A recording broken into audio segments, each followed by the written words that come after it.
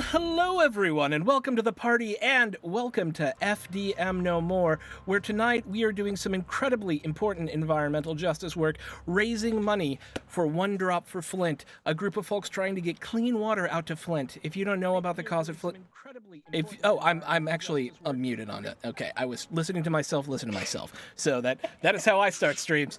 So the work we're doing tonight is incredibly important because we're attempting to get clean water out to a city, a majority African-American city that hasn't had it for 5 years. In fact, today, 2,500 pipes in the city are still contaminated with lead. And even if we can't give them the environmental justice they deserve, at least we can get them some clean water. So I hope you'll join us by hitting those charity links in both Welcome to the Party and in the FDM No More Twitch, and helping us provide clean water to the folks of Flint, Michigan. Speaking of being on FDM No More and Welcome to the Party, we are multi-streaming. I am going to put the multi-stream link in the Welcome to the Party chat, so you can actually watch both of us at the same time, supporting both channels while supporting an amazing cause. So do that if you feel like it. You don't have to if you don't want. The most important thing is you watch, have fun, and give. I know, and I should also say amazing thank you to Hobart and the team for putting this together and bringing together this amazing group of players over the last 24, 36 hours to play D&D and Tales from the Loop to raise money for an ongoing tragedy in the heart of the country. So with that, hi, I'm Throck. You can also call me Sean. I'm at ThrockPlays on Twitter. I'm the co-founder here at Welcome to the Party. We're a channel dedicated to inclusion and equity in gaming, where we teach people how to stream and then give them a place to do it. We've been around for about a year and a half, and I'm incredibly excited to be a part of this tonight with the One Drop for Flint team, and I think we have a great group of players with us. So let's just go around and give them all a big hello as I turn down the music a little bit. We'll start with Jack right next to me here. Hey everybody, I'm Capjack, or at Captain J Cross on the Twitters, and tonight I'll be playing Theophilus Decker, everybody's favorite tiefling bard. Awesome. Miriam. Hi, I am Miriam, and today I will be playing Oreo One Stroller, a Tabaxi, Brogue, or Bard Rogue. Brogue. Yes, should I give away the secret? No, we'll just wait till the end. Kim. Hi, I am Met's girl in most of the places, and tonight I'm playing Lamina Tepum, the halfling bard druid glamour bard. Excellent. Miss the Opera Geek. Hi, I am Kelly, also known as the Opera Geek, and tonight I am playing Mariette von Frech, the human opera bard. And yes, that's an opera joke. Kudos to you if you figure it out by the end of the stream. Hannah. I am Hannah Rose, aka Wild Rose Mage, and I am playing Ophelia, who is a half-elf, also College of the Opera Bard. Nice. I wonder why we're both playing that. Okay, if you don't get the joke, it's because they wrote the College of the Opera Bard. You should know that. Anyways, Fox. I didn't know that. And my name's Fox Barrett. I will be playing a bard barbarian, a bardbarian. Let's do this, people. Let's do this. That's right. It is a band traveling together. A band of bards, all adventuring to save their planet, the planet Heart. So with that, are we ready to get started? Yep. Do this. All right. You have never known anything. You have never known water as anything but a scarce and precious resource. Elders speak of a time when flowing rivers and great lakes of it supported a verdant green world lush with life. But for you, this is just an ancestral memory. A simple tale from a time long past, for it has been 100 years since our planet, which we call Heart, lost its source of life, light, and protection, the Everbloom. Drained of its magic by the Estelin conglomerate who now hold that power hostage in their fortified bunker, making impossible demands on the peoples of the world. Without the light, Heart has been turned into a wasteland where we scrape by to survive day by day in an irradiated and dangerous set of ruins. But those of us held hostage by the conglomerate have not been idle. We've banded together to assault the bunker, which we call the Iron House. Sadly, while many have perished in the attempt to recover the Everbloom, none have returned successful. The Iron House is a massive construction, more than 1,000 feet tall and a mile wide, protected by both automated sentries and magical wards. But hope remains, as a band of bards have been beckoned by the remaining leaders of civilization to match Capitol Theater, the home of the leadership of civilization's remnant. Stepping into the theater, the camera sees each of you passing through a shaft of sunlight until you step back again into the shaded darkness of the theater. What is it we see when we see each of you passing through? What do you look like? And we'll start with Julie. Wow, put me on the spot like that, huh? Yeah. All right. So Julie Bloodpain is, let's say, 6'3", 6'4", couple 100 pounds of just muscle and hate and a passion for music. She keeps her hair real short, which is fine because she's just got like wild makeup just like strewn all across it. She's got like a big lightning bolt like across her face, and she's wearing well, she doesn't so much do the armor thing because I mean when you got an AC of 15 when you're buck ass naked, why put armor on? So yeah, she's just wearing like a big like tight black leather vest and like this giant skull belt buckle and like matching like black leather pants with these enormous fucking boots. I mean, she's already like 6'4", so these boots are kicking her up another, I don't know, 3 or 4 inches. She's enormous and just has this god awfully huge battle axe like slung over the back of her shoulder. Spikes where appropriate. Of course. And Ophelia.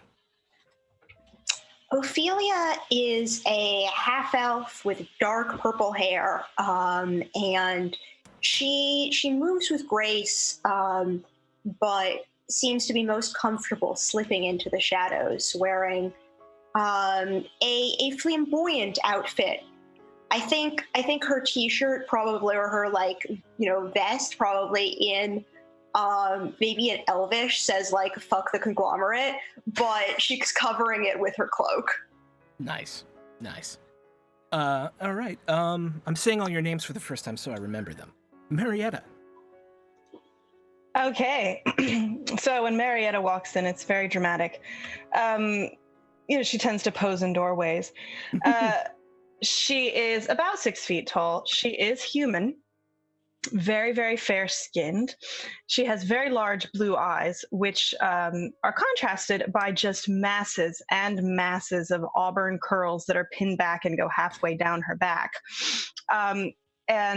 She looks kind of, she looks like average pretty, which causes a lot of people to misjudge her and end up on the wrong side of a very sharp sword and possibly sharper insults.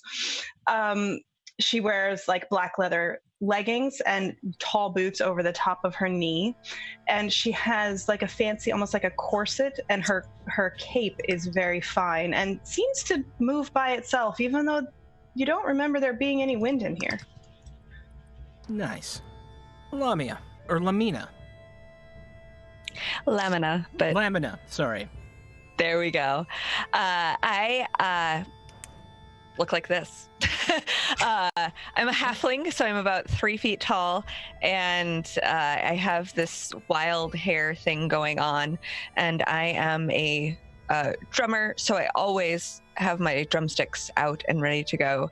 And yeah, otherwise, clothing is just whatever she rolled into that morning. So in this case, it's a t-shirt and I don't know, whatever kind of pants she could find. Awesome. Oreo. Yeah, so Oreo is a black and white cat, like a tuxedo, but there's their eyes are basically have a black mask, and the center of their torso and the bottom half of their face is white fur, and they look very dapper, and they have a lute that they play that has sort of a more it's not quite a lute so much as like a rebab or an oud, which is like a much more it has some resonance to it. And for the most part, they wear some very little clothing beyond their armor, and are very helpful and love telling their friends what to do. Be like, no, do it this way. And stuff like that. So Awesome. that's Orion. And Theophilus. Well then, Theophilus Decker is 5'10" tall of pure, unadulterated sass. Everything that Theophilus wears is something that has been picked up off the floors of the finest gladiatoring establishments this side of the wastes.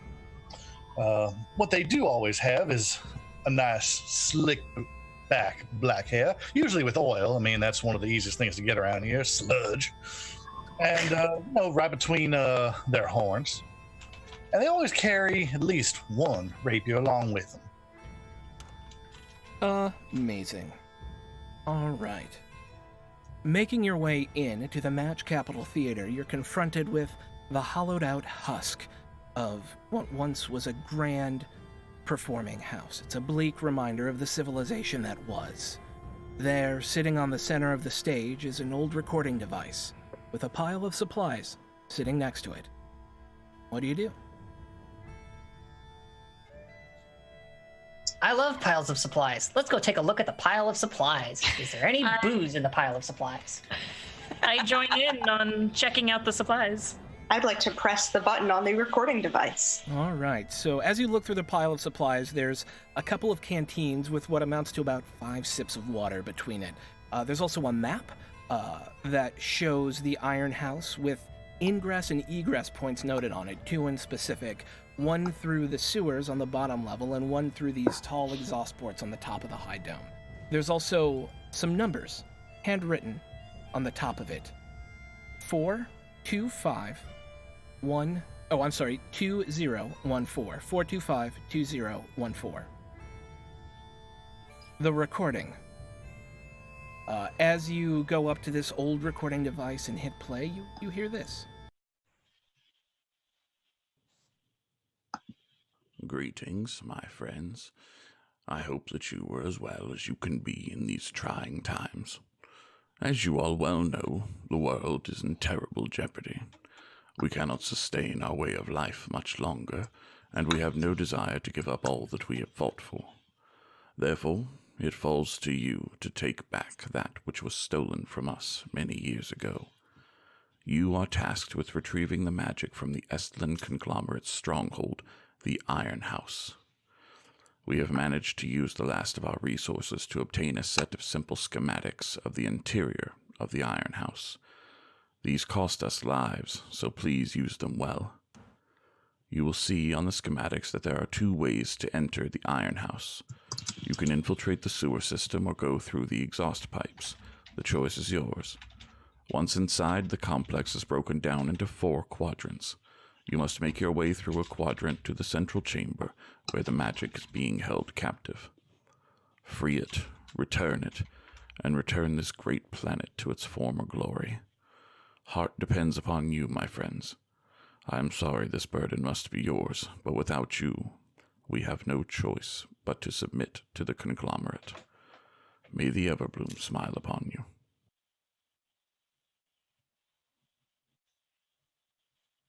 Everyone got that? Well, hot damn! I'm going to slip the recording device into my bag Okay. in case we need the message again. Awesome. One thing to note about the world as you're thinking about how you want to tackle this. Being outside for any extended period of time is incredibly dangerous. The map tells you it's about an 8 to 10 hour journey, depending on how you want to tackle it, to get to the Iron House. You have a limited supply of water, and we'll need to figure out kind of the best way to go. There are 2 obvious options for you to discuss. One is a direct route, which takes about 8 hours, but takes you through some of the harshest sunlight in Match before breaking out onto the plains and then over to the Iron House itself. The other one allows you to kind of go through the shadows, possibly reserving some resources, but will take longer, about 10 hours, to make your way over to the Iron House. Good. Unless we... No, it's not like they know we're coming, right? Unless we have any time time constraints, then we should conserve our resources and strength. That's pretty much what I was gonna say, because I figure, what are we worried for time, right? If going through the short way is gonna use up more resources, we'll go through the slow way. No problem. We got this. And the shadows are always good. I agree. It is better to stay out of the sun if at all possible. Cool. Well, I might normally be the kind that likes to find the light. Let's go with the shadows. Shadow. Yes. Mm. All right. So I imagine you will prepare yourselves and head on out. Yep. Okay, so the way this is going to work is we're going to tackle this as a series of 2 skill challenges, each comprising half of your journey to the Iron House itself. The first skill challenge will be to move through the city itself, and the second will be to cross this vast open plain that lays between you and the Iron House. So if you've never done a skill challenge before, or you've never done a skill challenge with me, the way I like to run them is I won't tell you the DC. You will need a certain number of successes in order to meet the threshold. Every success you fail by will reduce you by 1 sip of water. Ooh. You have 5. These are essentially freebies. Once those sips of water are gone, you will have to choose who to assign exhaustion levels to. Oof. These are different than the normal D&D 5e exhaustion levels. The way this works is at level 1, you are slowed by 10 feet. At level 2, you will have disadvantage on wisdom, perception, and intelligence investigation checks. At level 3, you begin to cramp, and you have disadvantage on attack rolls and dexterity saving. At level 4, you begin hallucinating. You have disadvantage on all saving throws, and your max HP decreases by 10. At level 5, you fall unconscious, and at level 6, you die of exposure. Cool. That sounds great. Well, Fun game. All right. luckily we're bards and we're pretty good at skills. Yeah. And I can Oh, also about that. We're I can I can also help y'all because I'm the master of tactics. Ooh. Nice. I mean, technically, if we are bards, aren't we used to being paid in exposure? Hey, jokes, Snap. jokes. Yeah. Yeah, I've gotten quite enough of that. I don't think I need it anymore. Yeah, me too. Okay. So what I would like you to do is each tell me a different skill or check if you want to make like a well, I guess perception's a skill, but tell me a different skill you want to use and how it is uniquely your character to be using that skill. Once you've given them to me, I'm going to jot them down. We're going to do them in a specific order that tells the story of your journey to the next half of this. So we're not just going to do roll. We're going to do, you tell me what you're doing, I'll stitch it together, and then we'll have each of your rolls happen. Make sense? Yeah. Cool. All Sure right. do. So what skills do people want to use? I would like to use stealth. Ophelia has a background in being sneaky. All right. Ophelia, stealth. There are dangers out there in the waste, so it makes sense to try and be stealthy. I would like to use my thieves tools to make the way easier for us. I like that. Moving through houses as opposed to around them. Yep. Hell yeah. All right. Building in our way. Brr. I think Thea would like to use acrobatics. Because one of the joys of acrobatics is you're used to knowing when things feel wrong. So it's used to. Give me a little bit more on that one. All right. Basically, the idea would be to find the quickest but safest ways in between areas. It's not always the. Think of it like parkour, in a way. So looking for places that may appear dangerous to begin with, and you'll test them out. Exactly. And then kind of, if people can move through them safely. Okay, I think that makes sense. All right.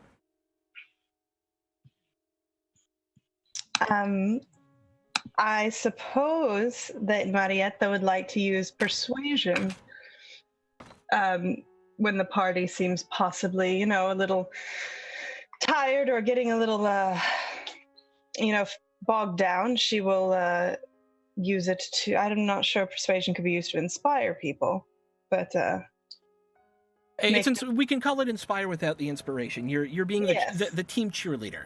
Yeah, I get that. Perhaps to get us to agree on a direction to proceed in. that persuasion to agree on a single direction, most likely the one that I pick. Awesome. All right. So I've got Lamina, which I pronounced right this time, I think. Sure, why not? Oh, damn it. Did I do it wrong again? I don't care. Lamina. It's fine. Okay, I'll get there. It's like laminate, but without the TE. Okay, Lamina. All right. I think Lamina's going to attempt to keep an eye out for incoming dangers and potential traps and things and use perception. Love it. Makes total sense. And then last but not least is... I am swole. I would love to use athletics somehow. So you're navigating through essentially a city full of ruins. How are we using Right. athletics to do this? I let And that's the acrobatics go with a pretty good explanation.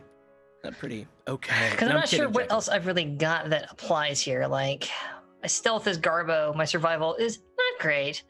I've got a really high performance Throck, but not feeling that one. Intimidation? Ooh. I got a hot, you know what? I got a hot 3 in it. Let's do it. All right. Who are you? How are you?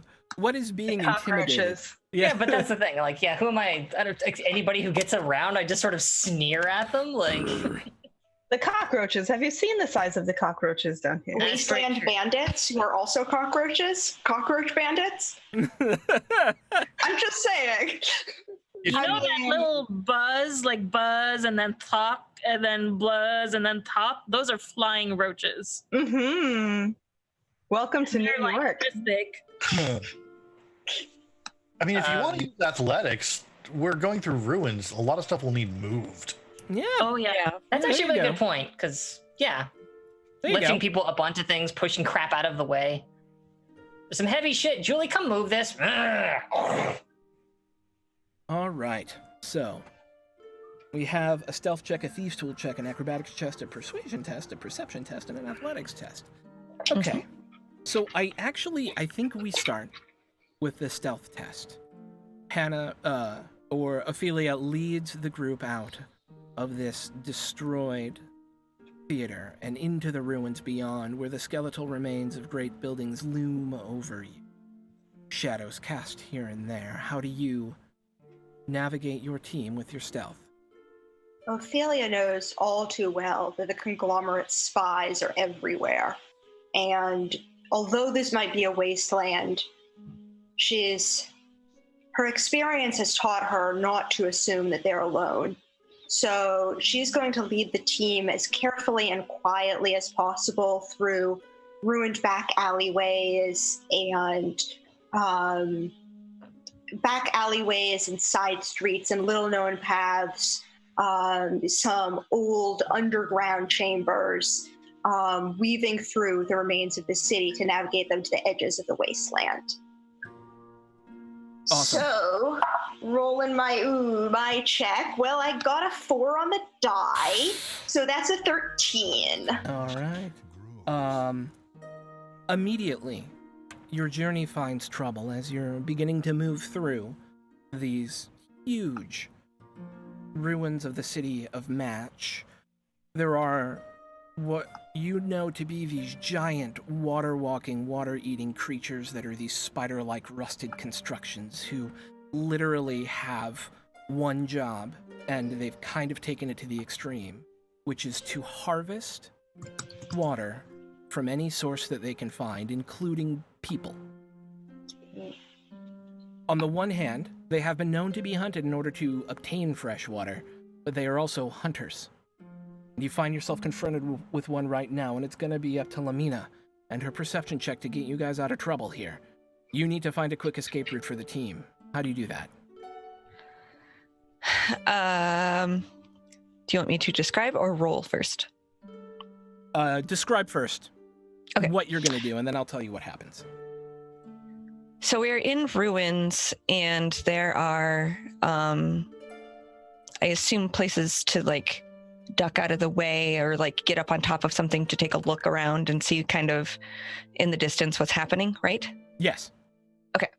So Lamina's going to climb up on, like, not a high thing, but like whatever will get the best, to see, and take a look around to see if she can spot one of these water walk stealer things.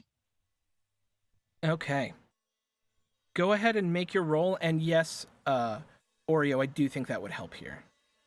Okay, so I'm giving you the help action, which I believe is advantage. It is, but as a master of tactics, how does that happen? I say, oh, you know what? Maybe you should go this way instead. That way they won't see you. Giving you an alternate and less seen route. How do you feel about that? Yeah. Go ahead and make your roll. Okay.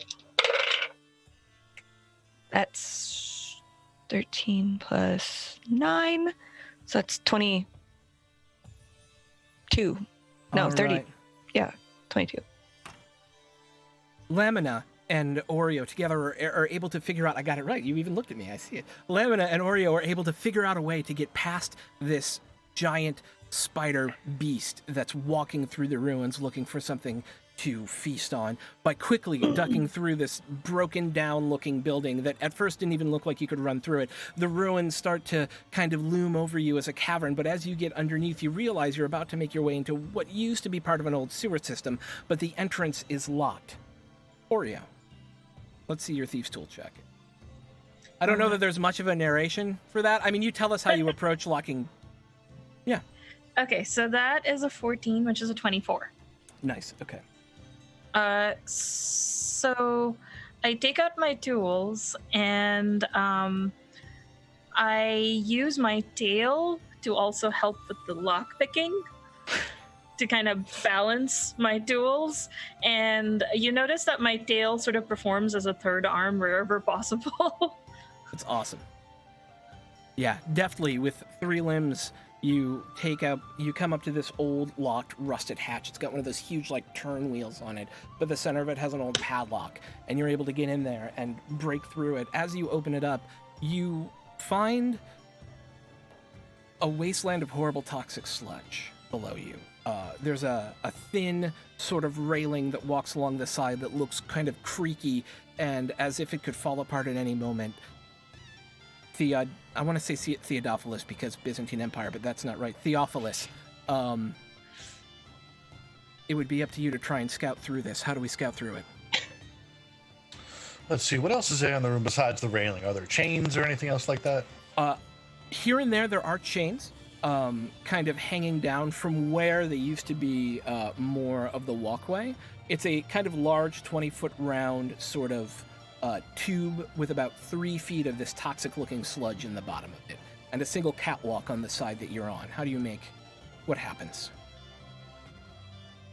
I think Theophilus would take some rope and leap gloriously to the first chain and weave that rope through there and take it over to the railing and then proceed onward and do the same with the rest of them to not only shore up the railing, but provide a means of escape in the event that it falls off in the middle of everybody walking across it. Okay, let's see your acrobatics check.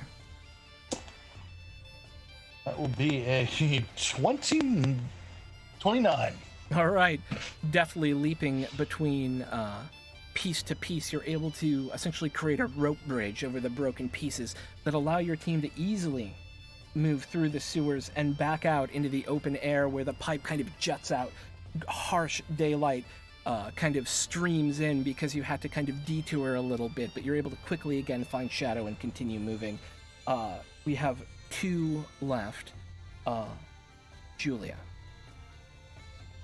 you find yourself now, as you're moving through kind of the pre-adorned path, you actually come up over this hill of rubble that was probably cannibalized at some point by survivors to make more fitting domiciles for this sort of lifestyle.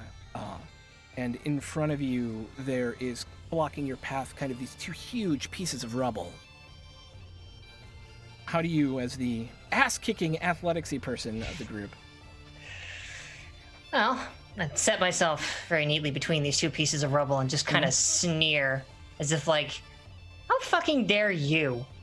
And get myself like wedged in as best I can, kind of between them, and plant my boot up on one side and like plant my shoulder up against the other, and just that crap just woof out of the way as best I can, provided this decides to play nicely. Let's see how nicely it plays. Oh yeah. Let's see. So that's plus an 8. So God, 27. Does that work? Okay. As you come around, you with expert both placement and strength are able to push these two pieces of concrete apart. But there's 3 people standing on the other side of those rubbles, each wearing a leather coat and a gas mask. You can't come through here. Go back to your hovels. Marietta, what Oh, do we my say? friends, I think we can come through here. Make a persuasion check. She will step forward and, very gently displace the barbarian and pose dramatically in between the two boys. And now is when we find out that Kelly, of course, always rolls terribly. Would my master of tactics help? I don't know. Isn't it? It's not per short rest or anything? It's just, I No, thought no, it's basically I can do help as a bonus rather than an action now. Let me check that out. I think you can use it now if you like. But how would you, as a master of tactics, help Margaret? No, I have to memorize these names. Kelly's character, Marietta. Marietta, do the persuasion test. What would you do tactics-wise? Like, how is that thematically appropriate here? I would just sort of go on all fours and sort of look like I'm the ferocious pet of Marietta and go. I love it. All right. Marietta will lean down and scratch Oreo between the ears.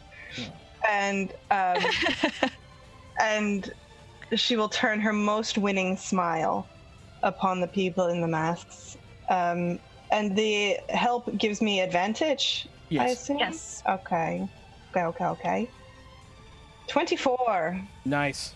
Cowed by you and your dangerous-looking group, your words and that terrible-looking pet you have who looks like he's about to they're about to rip out their throats. They kind of back off and go, Just don't cause any trouble. and they walk off. No trouble. Certainly not us.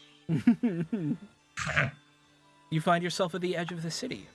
As Marietta walked by the people in the gas masks, I think she would have trailed her finger along the gas mask and then patted the last one's cheek and says, "Good boys."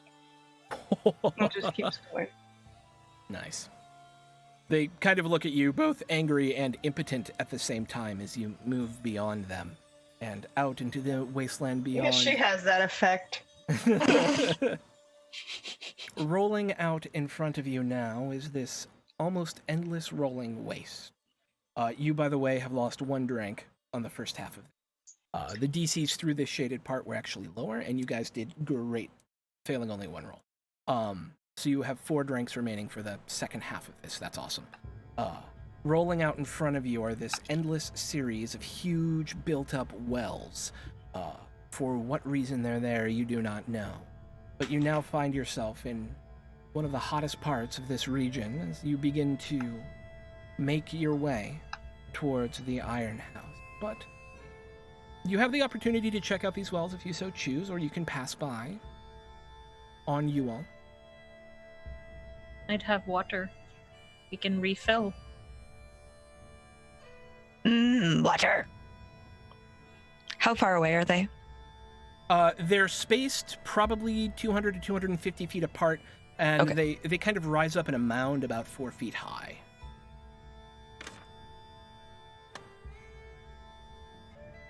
What are we doing?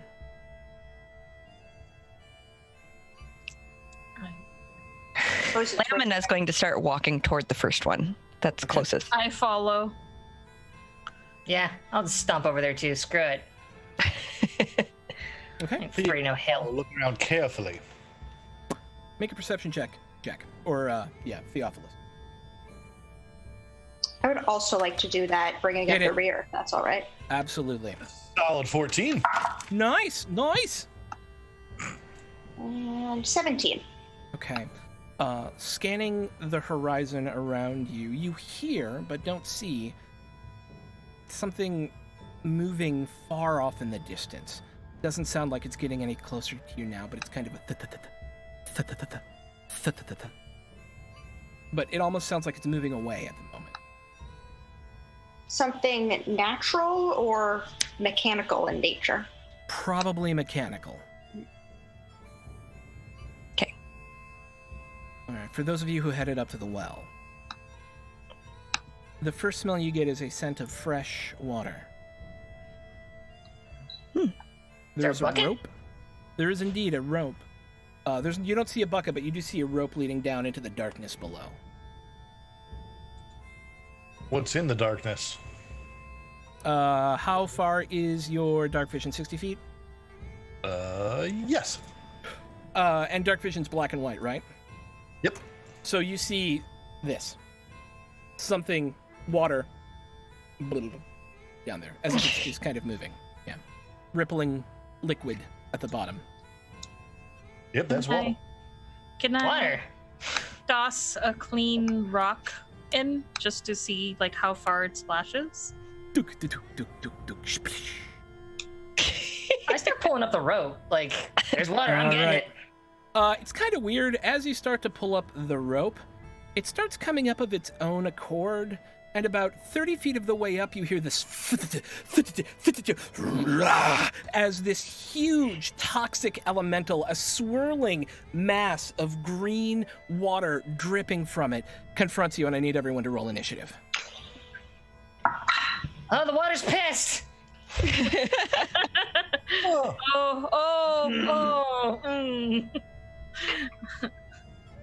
All right. So we've got... Seriously? So I had to go rescue Barky Dog. Did I miss initiative?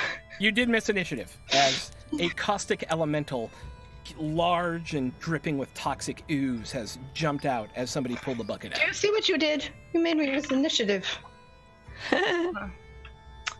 Okay. So, 11. all right, let's go from top down to anybody get above a 20? I got a 24. 25. 24 and 25. All right, so Theo got the 25. Ophelia got the 24. 15 to 20. 20. All right. Lamina got the 20. Anybody from 15 up? No. Okay. What are we? 10 to 15. Okay. 5 to 10. 7. I got a 7. hot 6. Oreo. 11. 10. Oh, there we Sorry. go. That's all right. All right. So that's going to be Marietta at 11, and then Oreo at 7, and Yes. then Julie at 6. All The right. closer. Theo, you're the first who gets to react. This thing is coming up, and it looks like it's about to wail something at you. What do you do? Let's see. I think the first thing that Theo would do is get right on up in its face and stab it. Stab it. That's what you do. Yep. What does he Plan. stab it with? Stab it real good. Because if you stab it good. Right. With whence do you stab? With whence do I stab is a sword. So that's a dirty 20. All right, that's definitely going to hit. All right. Let's see. That's a 9 plus 4. That is 9 damage. 9 Wait, damage. Okay. 11. Sorry, 11 damage. 11 damage. Copy that. And I'm going to use a blade flourish. What weapon do you use? Is it a longsword? Rapier. Rapier. Okay. Yep. And where is it? And I can do a thing that I can make them move. Sorry.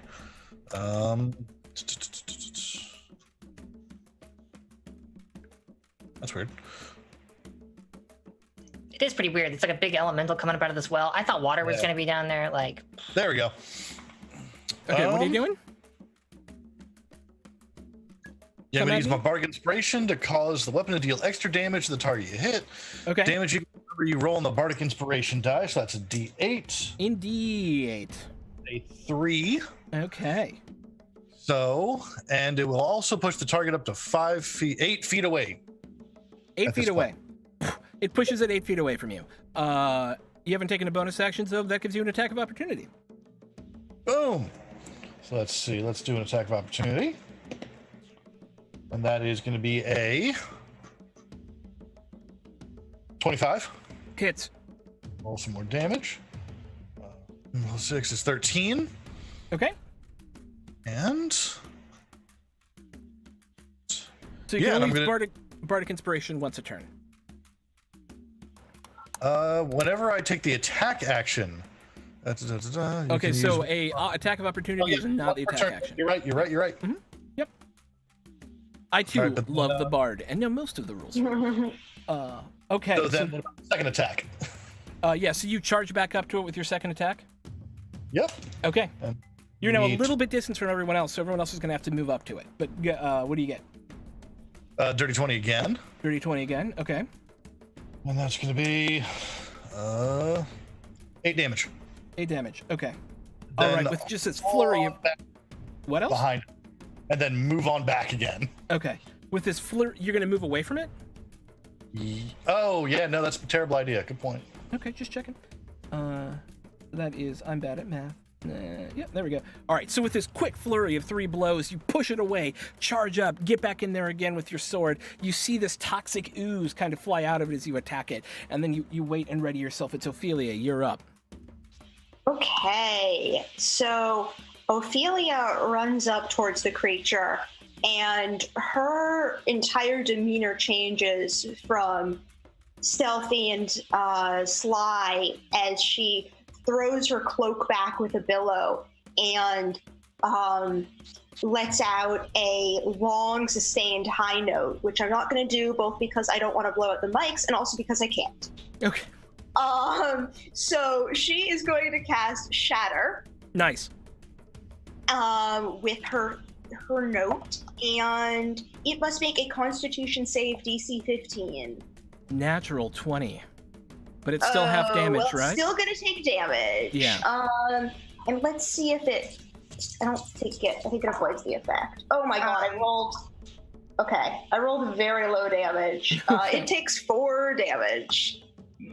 Maybe it's because of the construction of this, and it's kind of, viscous and weird, but as there's this horrible through the ground, and you even see the kind of dry pan of the earth break open underneath it. But it does look like it took a little bit of damage from it, but not a whole lot. She ends her note with a curse, and she angled that so as not to hit Theo. Okay, yeah, of course. The assumption will be you're not going to friendly fire unless you like yeah. It. Okay. It's sometimes a little hard with area of effect, but yeah. All right. Anything else for Marietta will kind of call across the battlefield, darling, it's a little under pitch. Ouch. Today is the sick burns. Okay. Did you bring your pitch pipe? You still have a bonus action I never need it. All right. That's a matter of opinion. Not according to my paychecks. Ophelia, you still have a bonus action and about 20 feet of movement if you'd like to use it. That's my turn. I mean, okay. I am within 15 feet of it. Done. All right. Lamina. I'm just never going to say it right. We're just going to. That's fine. You can say it all the ways. I don't care. Okay. I forgot to double check if Frostbite is an okay spell to have. No. Okay, never mind then. Okay. You can call it Firebite. or dry bite. We just have to reskin it, is all. You can still have it. It just has to. Necrotic damage. I was specifically looking for the cold damage, so that's not going to work. Okay. I think I am going to run up to it and try to stab it with my drumsticks. Stab it with your drumsticks. Get it? So, oh, good, it rolled. Oh, nice. We got a 21's definitely gonna hit. Okie doke. So that's 5 bludgeoning. Nice. I guess I'm not really stabbing. I'm like drumming on it. You're drumming on it. I like that. Drum. You only have the one? Well, yeah. I mean, Okay. it's flavored as drumsticks. I don't get to do 2 attacks. Oh no, Unfortunately. I was just wondering if you only had the one attack. Okay. Anything else?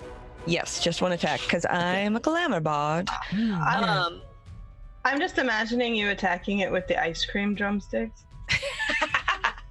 Right now. Yeah. I like it. On ice cream. You come up with this slash across it. More of this toxic ichor falls out. But then it's its go. With the 2 of you up in front of it, Lamina and Theo, it's going to make a slam attack against each of you. Oh, dang. All right, so the first one is going to be against Theo. But that's going to be a 2, so that's not going to hit. It's a 9. A 9 hit your 8? No, okay. And then a natural 20. Can I cutting words the damage? You can cutting words the damage. I love these little dice so much. They're my favorite. Okay. You can absolutely cutting words to damage. There are 2 sources of damage. You have to choose one of the 2 to cutting words. The whatever the higher damage amount is. Oh, it's going to be the bludgeoning damage, because that'll be 4d8 damage. Oh. Okay, so actually I rolled like crap. That's 12 points of bludgeoning, so go ahead and cutting words me. So that's 4 less damage.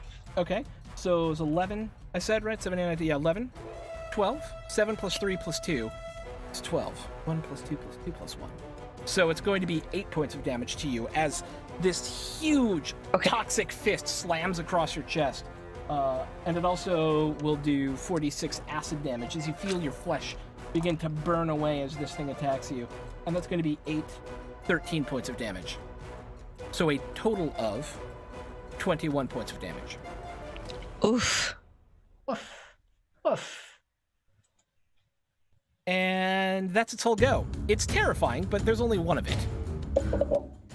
All right, so next up is Marietta. All right, so Marietta is going to advance. So if I recall correctly, we have 2 people directly in front of it, right? Yeah, there are 2 people in front of it, and then Ophelia's about 15 feet away. All right, so I would like to do this and angle it. I should be able to angle it to not Gonna hit. show me up, aren't you? And I'm not going to cast Shatter, no darling. I'm going to angle it so that I don't actually hit the 2 directly in front of it. And I'm going to cast Thunder Wave. All right. Trying to push it back. Let us see here. I love these dice. Good.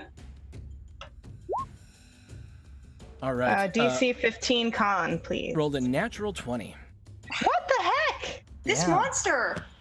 That's like 3 of them now. I think you're making it. No, I'm not kidding. You're No, making I it up. promise. And then I will turn. Oreo is after me in the initiative, correct? Yes. Okay. I will turn to inspire Oreo, and I apologize in advance. Oh, well, I never have you ever seen a cat so clever as Oreo, the tactical cat here. Tactical cat here? That doesn't rhyme, but there you go. You're inspired. Thank you. What die is it? That should be a D8. Okay. As this singing occurs across this open rolling plain of hills, there's this crack of thunder, and it wiggles a little bit, but it doesn't do a ton of damage to it. Wait, yeah, hold on. Yeah, it's still gonna take the damage, it just doesn't get pushed, correct? It takes half damage and doesn't get pushed. So it takes 6 points of damage. It's half rounding up. Right? For Thunderwave? Yeah, that should be right. Okay, Yeah. cool. Mhm. All right. Yeah, 'cause, yeah. But that was bonus action and attack. You still have any movement if you need it? I'm going to back up about 20 feet from it. Okay. Away. Duly noted. Oreo. How far away am I from this creature? Right now you're about 15 feet away. Okay. I will step a little backwards and be 30 feet away and cast Fairy Fire. Which Which has gives everybody else advantage. Right. Okay. yes, if they fail their dexterity saving throw. Okay. So their the save is a 15. All right. It's been super good on these saves, but rolled a 3 this time, so alas. It is lit up. And it's with- almost... Oh, go ahead. Oh, it's just glittering now with green light. I love it. So what it essentially looks like, as it is already green, is almost like a green disco ball as these fairy lights dance all around it, and you can literally see them moving behind it, and it's like... But Julie, it's your go. And I would like to inspire Julie with a d6. How do you inspire Julie with a d6? Hit it! Like this! That's all Julie needs. The monster right there, the big glowing one? The big glowing one. Yeah, all right. Thunder and lightning was the right idea. Y'all just need a little more power. And I pull out my wand of lightning bolts, Okay. swing my axe around like it's a fucking guitar, like put the wand like up at the end of my hand and just woof, and cast that sucker at them. Just woof. All right. So that acts as a lightning bolt attack, right? DC 15. Dex save? What is your dex, sir? Dex save. 15 for half. It just met 15. I rolled a 13 with a 2 dex save. So it'll take 15 damage, but as this lightning arcs out of your axe, literal and figurative, into it and cracks into it, the light show around this thing intensifies even more in what is turning out to be a pretty rock and roll sort of combat, as there's just this crackle of like residual energy around it as it fades away, and it does some damage, just not, all of it. Well, it looked rad! Nah. It did look rad. And with that, we're back around to the top with Theo. Well, if you're going to bring the lightning, what follows is the thunder. And they're going to pull out their horn of blasting. Horn of blasting.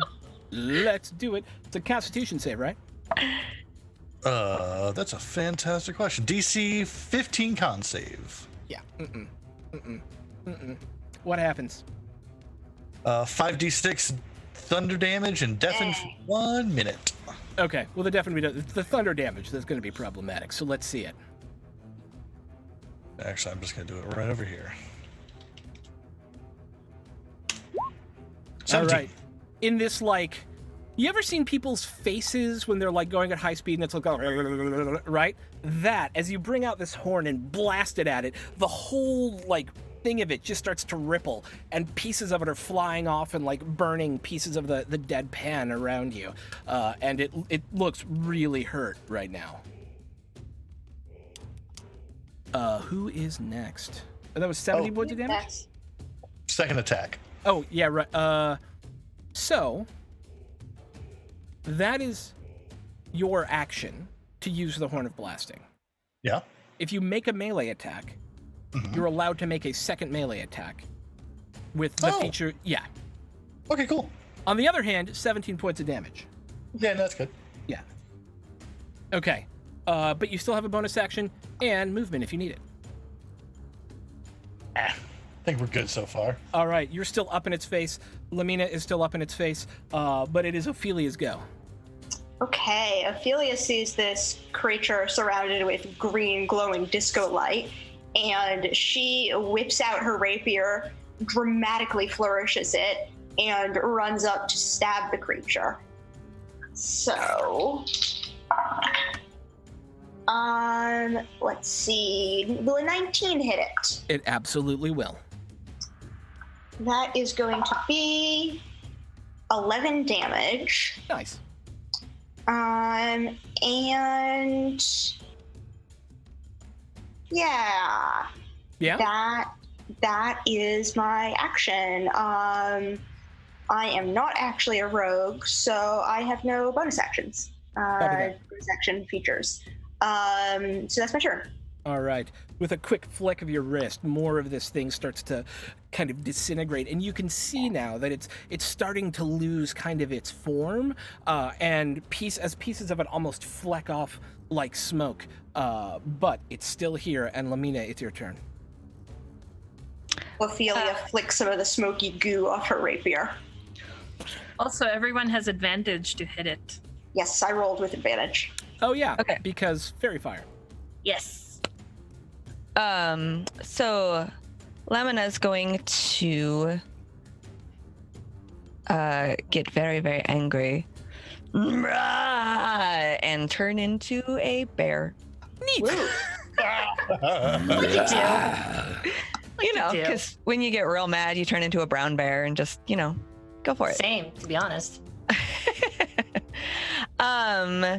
Which I didn't actually pull up my sheet. Bear is very necessary. That's Wrong bear, okay. sorry. Wrong bear, wrong bear, wrong bear. Okay, so as a brown bear right up on this guy, I'm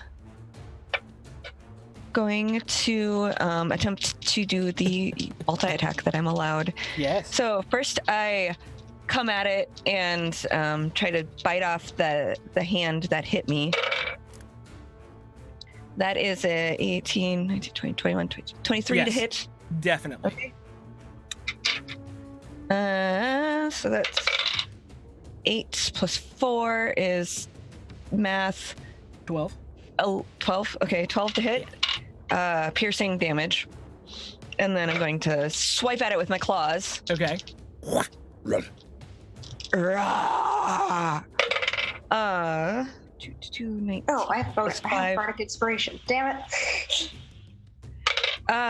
Okay, that would be 24 to hit. Yes.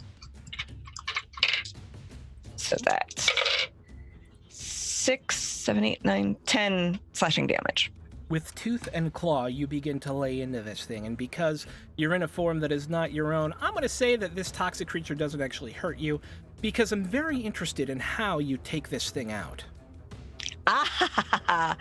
So at first I go to bite, and I bite so hard that the hand part kind of disintegrates and just turns into sludge onto the ground. And then as I see that has happened, then Lamina jumps at the throat or perceived throat of this creature and just like takes both claws and just rips it apart. I love it. You rend at its hand, and it gives out this sort of bubbly, horrible sort of scream as you come at its throat, and it's suddenly silent and dissipates into the ground, leaving only a smoking black kind of hole where it was. So can we get the water out of it? You look down now, and there's no liquid down there. Oh, that's a shame. Lamina, are you still a bear?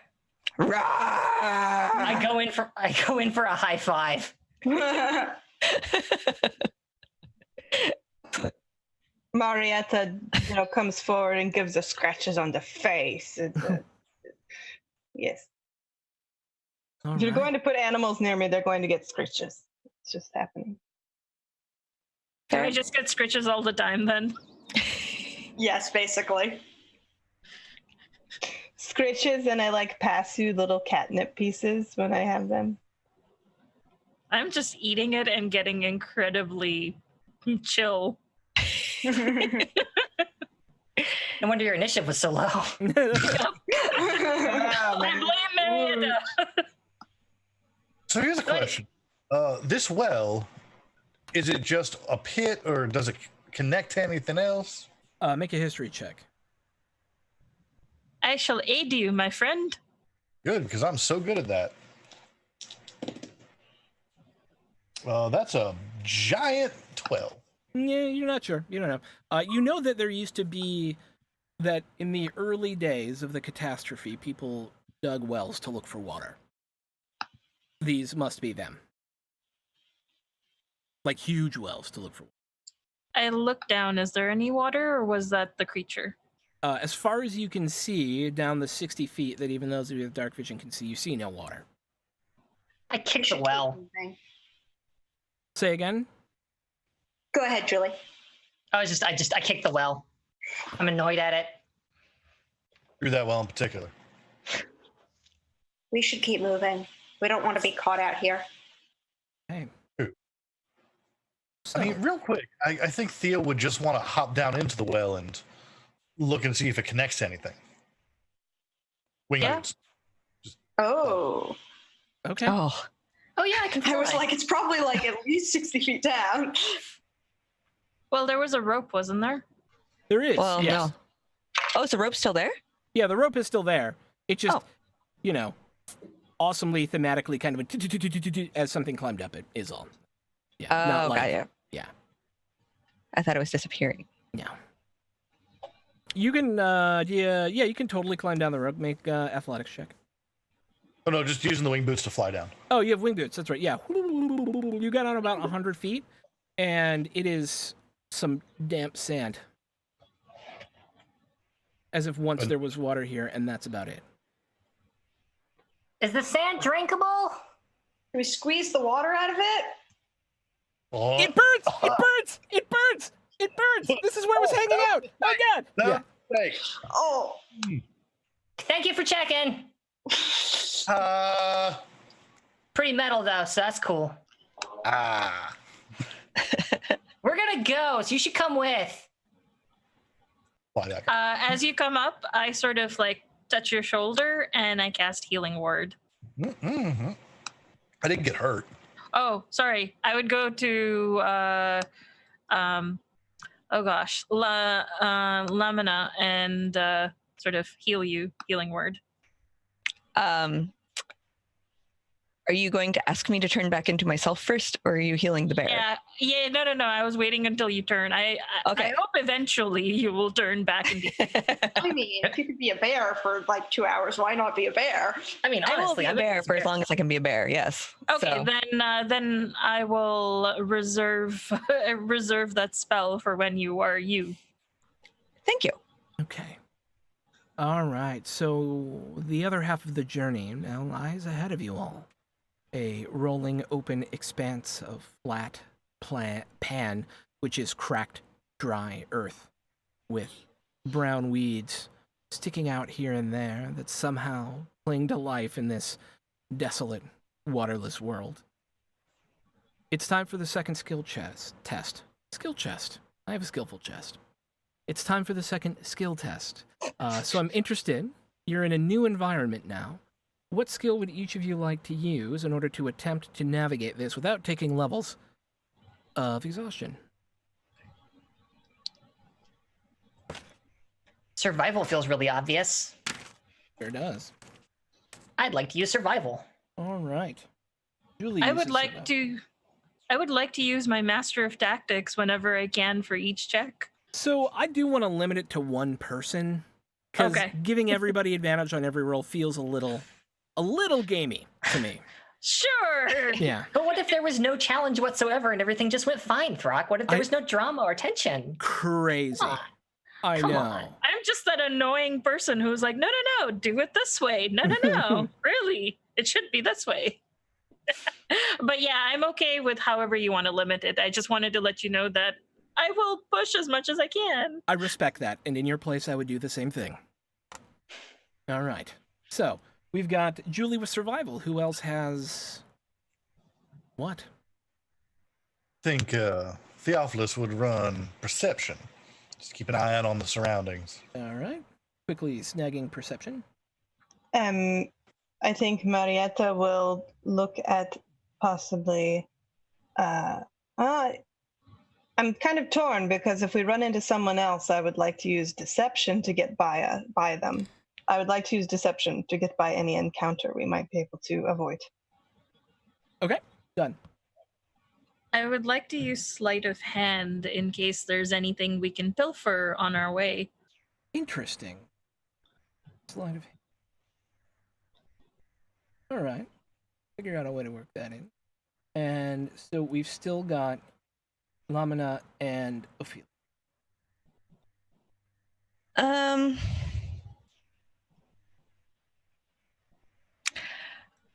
I would like to be the brave person to move forward and put on a good show for everybody else to be like, we can do this, and use performance. Love it. All right. As a bear, Please say yes. Please say yes. Dancing Please bear. say yes. yeah, Please that say is yes. kind of the Please say best way yes. to. Yeah, Help us bear this stress. this difficult journey. Yeah. That was We have to claw our way through. Yeah. All right. Yes, absolutely. And then Ophelia. Could I do a dual deception check with my duet partner, Marietta? Alternatively, I could do intimidation to try to intimidate any people or wild beasts we may come across. I actually like intimidation because I have something fun for that, if that's okay. I was going to say bonus. We didn't work out any duets, so it would be very interesting. Okay. So, we're going to start with Lamina, which, thank you, Fox just decoded for us, or at least for me. I now know what that means. And I was going to say something earlier, but I didn't, and be like, your hair looks like an animal wig. And I wonder why. Yeah, okay. It Yeah. was a subtle hint. Super smart. Okay, sweet. All right, but we're actually going to start with you as you buck up the troops as a bear. You allow them to grin and bear it. How do you do it? So at first, like, I'm walking along and I've got like the bear butt wiggling back and forth, and then I stand up on two legs and I like motion to them because I can't talk as a bear, and then I go roar, roar. Make a performance check. Keep your charisma stat, Wild Shame. 21. Oh, nice. Okay, nicely done. All right. It's starting to get pretty thirsty out here. So next up, Julie. We're going to assume you're kind of in the lead, having been born up. I wanted to say bared up, but it wasn't going to work. Bucked up, although she's a bear, by Let's just make sure that these puns don't go any further. there we go. There it is. There you Thank you. I try. Can't barely stand it. Okay. How do you lead the team out with your survival check? Well, this is harsh terrain, so I mean, we're looking around to make sure that we're traveling downhill more than we are up, trying to stay in shade wherever what little of it we can find. And there's No, not we're not much. exactly gonna find.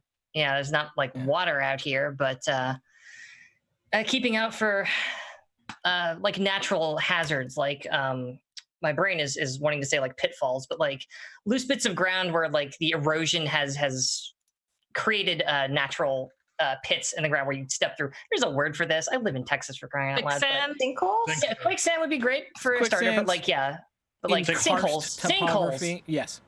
Sinkholes is what I was totally it's- looking for. yes. Thank you. It's Looking out for that karst. kind of thing in the terrain. Just kind of Karst walking around like shale. poking at it. Yeah. Yeah. I got you. Saying, hey, don't stick your face on the cactus. No, don't do that. Hey. That's not, I know, come on now. But what's the point? Okay. Let's roll. Let's see. Hot damn. That is a 22. All right. Just barely made the DC. I was really excited. I was like, nah, homie. All right. This land is desolate. Here and there along the way, you see what used to be old homes and towns and the remnants of a civilization long gone due to the lack of water. But thanks to Julie, you do believe that you're both on the right path and taking what is probably the least impactful way forward. However, it's always important to have a lookout during these sorts of adventures. So, Theo, why don't you tell us, what's your scouting like? You're going to be perception person, so you're going to be kind of doing the checking things out thing. I think one of the things that Theo would be using is those boots to every so often fly up a little bit just to get a better vantage point. Because when you have a large flat ground, I mean, you can see for miles, but eventually it just kind of blurs together. So having a little bit of a different vantage point gives you a better way of seeing what's going on around you. Okay, I like it. Go ahead and give me your perception check. That is a dirty 20. All right. Interestingly, you lose a sip of water, and you are looking at the horizon for the most part. What you didn't expect is that when there's heat like this on an open pan, people dig under the ground in order to live. It's the only way to get shade and possibly the only way to find any sort of condensed water dripping from the mud above. Marietta, as you're walking forward, your foot goes through this hole and you hear this, "Hey!" And this rough-looking gentleman with a kid, and it looks like his wife coming out of the mud where it looks like you walked through their front door and goes, you can't, what are you doing here? I'm terribly sorry. I'm terribly sorry. I did not see you there. And he just looks at you and he whistles, and 6 more sets of families armed pop up around you. You got any water on you? Unfortunately, friends, no. We were out searching for water ourselves. Do you happen to know anywhere close? Not that we would take any of your water supply, but we are in dire need. Make your deception check. No,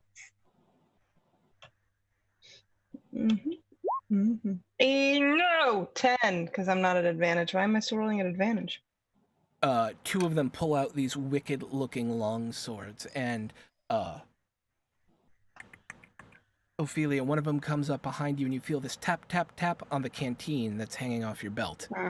This is more along the lines of how Kelly rolls in D&D. I think we've got a problem. I think you hand over that water and you walk away. Friend, I don't think we do. That's all we have for all of us. Is this my... Oh, go ahead. Yeah, so this is Ophelia. Yes. I want to give you the opportunity here first because you have that intimidation check hanging. Tap, tap, tap. So Ophelia spins around and palms a dagger and presses it up to this man's chin. And in doing so, she swirls her cloak around her shoulders, exposing her vest upon which is embroidered "Fuck the Conglomerate" in Elvish. And she says, "We're on a mission here, and you won't be stopping us." I love it. Make your intimidation check. This intimidation check! The biggie. Nat 20! Nice! He goes, all right. As this is happening, Oreo, a couple of them have their backs turned to you, and you see some water on them. Canteens hanging off their back, if you need it. I'm giving you the option if you want to use it there. But with that dagger up against his neck, he backs away slowly, and he goes, all right, look, don't want any trouble. Why don't you just go ahead and move along, and we can all pretend this never happened. I would like to lighten their load, please. Please do. So that is a 22. Link. You've essentially erased one of the thirsts that you guys gained, which is good. A little bad, but also we're kind of on a mission, and it's rather important. So yeah, it's interesting. You just stole from people trying to survive out in the middle of the wastelands their life's water. That's on you, though. That's on about to mug us. So like, Just gonna cross off good on my alignment. There we go. Showing that murder hobos are gonna murder hobo no matter what setting you put them in. I like to think you're all chaotic thirsty at this point. Maybe that's our band name, Chaotic Thirsty. Let's be real. Not I before 10 would o'clock, not- Rock. I would not have done that. I would not have done that had they not decided to try to steal our water. That's totally fair. All right. You all did great. You actually are at 1 sip of water remaining. So you just made it, as after another half an hour of walking through the relentless sun, you see, rising up in the distance, a great iron dome stretching 1,000 feet into the sky, ringed at its top in a dark smudge of cloudy pollution. The Iron House, and your goal, the Everbloom, now stand before you. From your map, there are 2 available options for approach: scaling the dome to reach the gas-filled exhaust ports, or heading underground through the toxic ooze-filled waste system. And as you cogitate on what to do, this seems like a perfect place to take our break. Is that good? Yeah. Okay. Yeah. Sorry, that was actually for our fellow streamer. Can I get a thumbs up? Are we good for break? Okay, awesome. We are going to be right back in just a few. It's going to be about a 10-minute break. Folks are going to get food and do drinky things. Remember why we're here. If you have the opportunity, donate. We are here to collect money to get clean water to Flint, a place that has, in large part for 5 years, been without it due to lead-lined pipes that they decided to use, which was horrible. My brain is now gone, apparently. I was so eloquent Evil at the beginning. conglomerate, capitalist, bad, water, clean, good. Yes, Yeah. all of that. Please take the time and donate if you have it, or just thank you for supporting us. The more views we have, the more people who come in, and the more likely people are to click on a donate link. So thank you so much. We're going to be on our way out, and we'll see you in 10.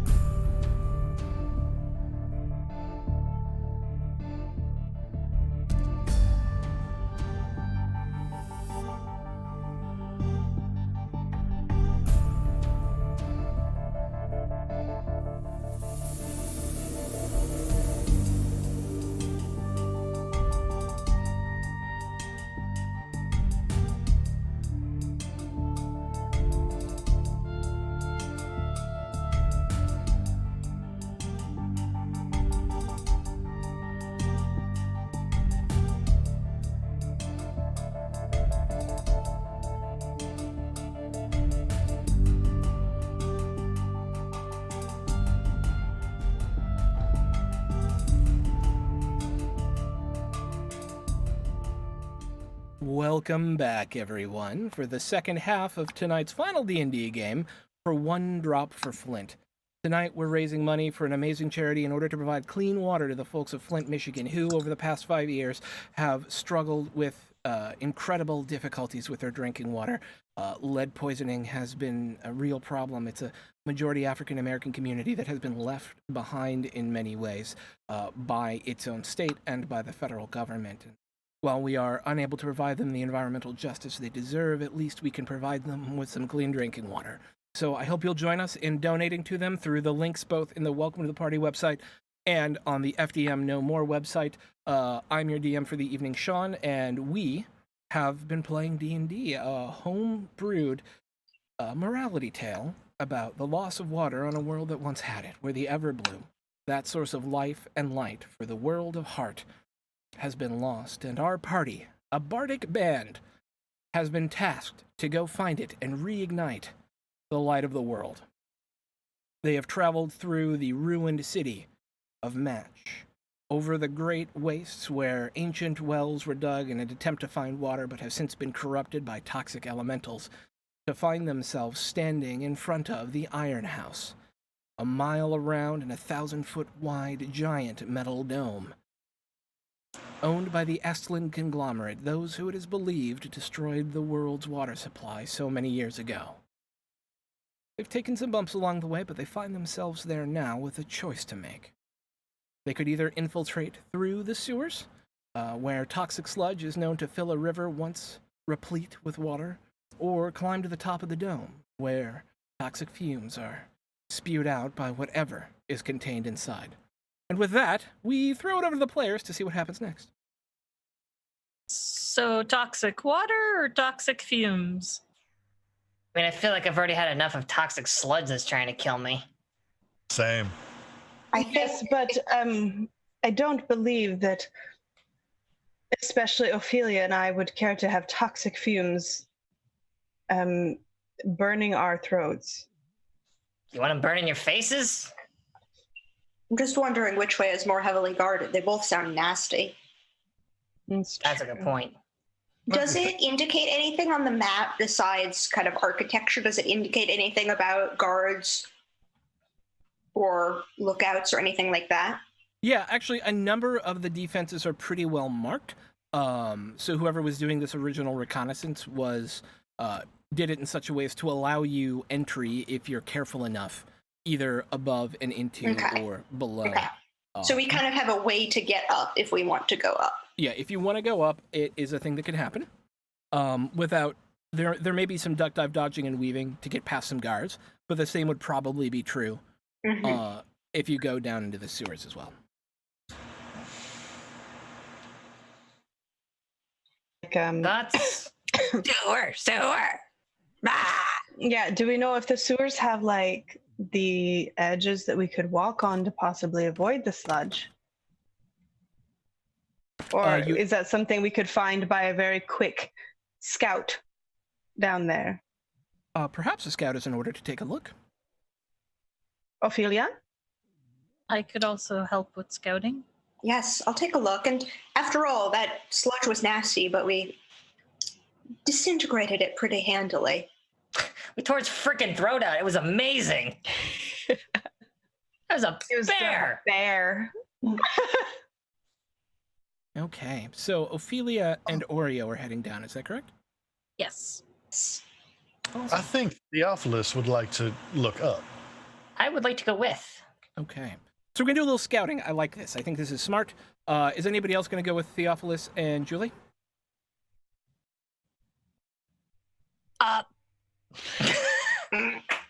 Okay. We'll start with the folks going down through the sewers. Either way, you're going to have to dodge through some possible security. There's some stuff roaming around out there. So why doesn't one person give me a perception check, one person give me a stealth check, and one person can help with one of those? I will help with stealth. Okay. I will roll stealth. Okay. So that'll be an advantage on the stealth check. Fine. That's a non-nat 20. Okay, and the perception check? Do you want to do that one, Oreo, or should I? I can do that. Okay. I don't have expertise in that or anything. I do not either. If you would like to inspire me. Oh, yes, I will use my bardic inspiration. I hum a little tune. Is it a D6 or a D8? It's a D8. Okay. We're going to screw over the conglomerate. 24. Great. It is weird getting down there. The closer you get to this toxic river of sludge, the more sort of oddly mutated sorts of like maybe cactus, some sort of like tuberous growth starts coming out of the bed of this river. You find a place where you're able to kind of hop across to where the large opening of the sewer itself is. And it's about 10 foot wide, 10 foot, it's a big round circle, so it's 10 feet circle. There is not an obvious way to not walk in the sludge that you can see. It would be difficult. You could probably try and like walk at a 45-degree angle on the side, but the whole tube looks kind of slick with it, even though there's only about a foot or two of sludge coming out right now. One of the things you noticed as you came across was that part of the sludge actually tried to come up and like wrap around your foot. You were able to pull out of the way quick enough because you rolled great on your perception, but there's some stuff going on here that's kind of worrisome. Yes? Could I use my Wand of Secrets You may. on this scouting mission? So Ophelia whips out a little bundle of 3 wands tied together with a ribbon and extracts one of them and waves it. And I would like to see if there are any secret doors or traps. So I will expend one of the charges of the wand. If there are any secret doors or traps within 30 feet of me, the wand points toward it. There is a trap.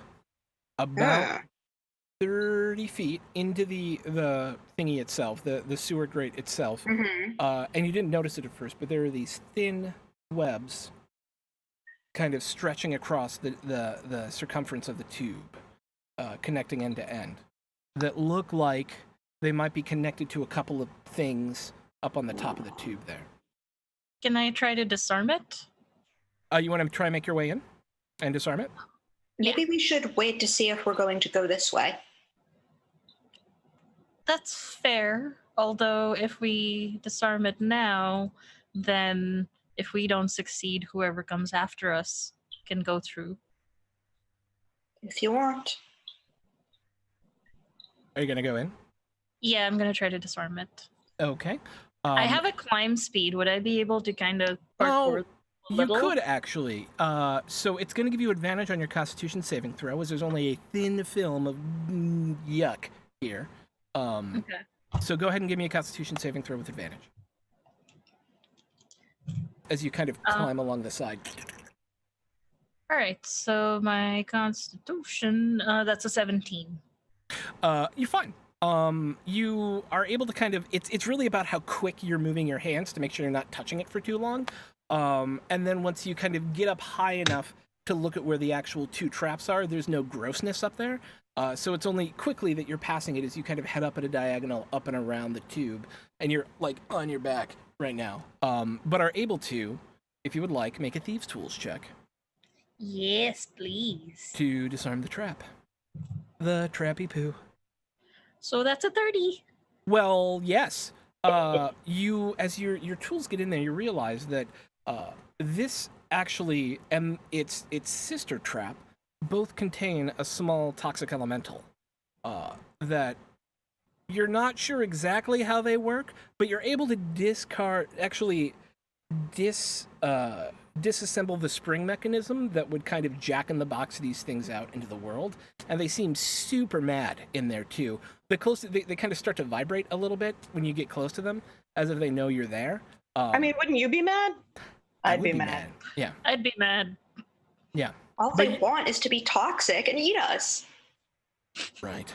Okay, so you have successfully disarmed, we'll say with the 30 you disarm both the traps, easy peasy, lemon squeezy, and are able Would to make your I way have back. been able to perhaps release them later? Like, just go release them somewhere else?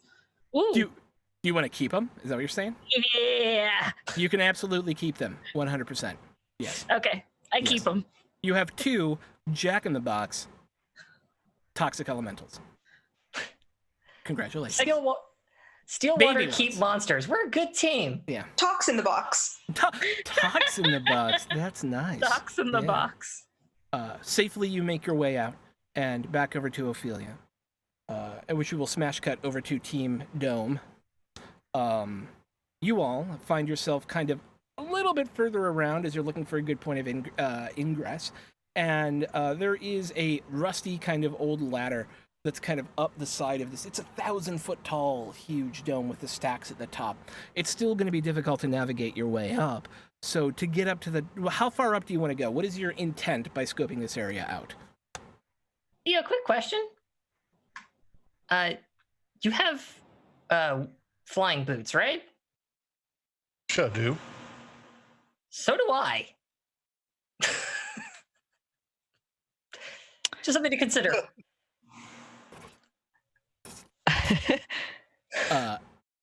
Not animal. How do you want to make your way up as well? How big is Animal? Or Lemina, actually. Lamina, indeed. 3 feet. Very small. I got a strength of 15. Make a strength check.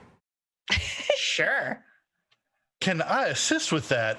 And we can do it all the way up. The assist will give you advantage. That's cute. Okay. I'm rolling. Am I the only one that just stayed down on the ground, like chilling out? Yep. In proper directorial form. You're like, everybody has to. I am administration. They both rolled a 14. Plus what? Sorry, they rolled a 12. I added 2. It's a 14. We'll say, because it's a one shot. It's difficult, and it takes you extra time. Why are you so squirmy? Jeez. It's fine. Lamina. Air, fly! Scare! Oh, it's fine. It's fine. My boots are magic. What is your deal? Good Lord. It's like wrestling a 3-year-old into the bathtub after they've like gone through the kitchen and poured everything out. It's just Surprised you turned into a bear. You're so damn squirrely. Kind of making your way up at an angle, about halfway up. Why don't y'all give me a perception check? One person do it. Somebody can give them advantage. Mm-hmm. I can do it. Please do. My perception is hot garbo. At advantage, you said? Yeah, Or if somebody assists you, which I guess would be Theo. Oh, yeah. 17 plus 9. Oh, So okay, so like a 26. Awesome. Yeah. Okay. As the closer you get to the top of the dome, the more wreathed in like this acrid smoke it is. 2 things immediately come to your mind.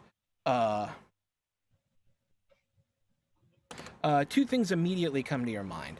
The first is, this is why we have gas masks. The second is, what's moving up in those clouds? And why does it look like it's on fire?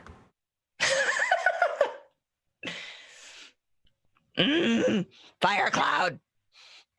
Whoa, bitchin'. Look over at Theo. You want to fight a fire cloud? I've never killed a fire cloud before. How do we get it to do cool things on stage for us? First, we beat its ass. Sold. Do we want to get the rest of them for this, or? We should definitely get the. I mean, I don't know. She can turn into a bear. That seems pretty intense. No, we should definitely get the rest of them. Yeah, get the rest of them for this. Let's get the rest of them for this.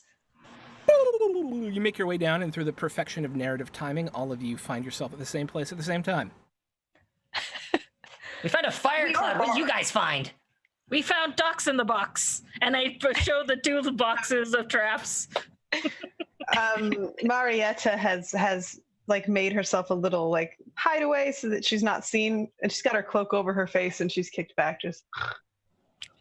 Marietta, Oh, when did you get back? right now. Whoa. It's been like 3 hours. Just didn't want to wake you. Oh, well, thank you. Think they found shit monsters. Toxic shit monsters, no less. It's- toxic. We've removed all the traps. The bats Well- are clear. The ones that were at the entrance anyway, but That. What happens if you hit fire with toxic stuff.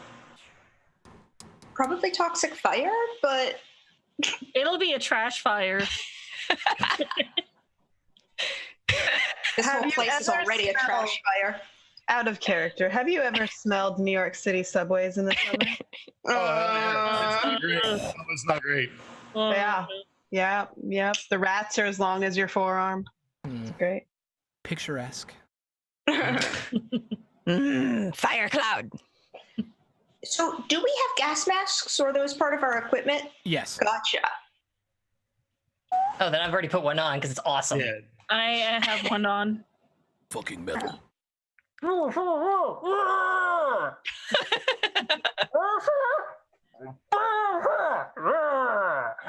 take it you want to go up? I can't breathe in this thing. Jesus. But yeah, there's a fire thing up there. We can go kick its ass. Theo's gonna go root around in their bag real quick. But how are the three of us going to get up there? You have your fancy boots, and you I can just turn start into something floating. that can fly. And Lamina here can turn into something to fly, but what about the three of us? I mean, I can climb. Okay, so what about the two of them? There's a ladder. It's rusty. There's a ladder. Perhaps Theo can trail a rope down. I don't know. Ooh, we could attach ropes to your waist, and then you can just hang on like a helicopter. That is definitely safe and smart and safe. We should do that. And also definitely within the magic of the winged boots.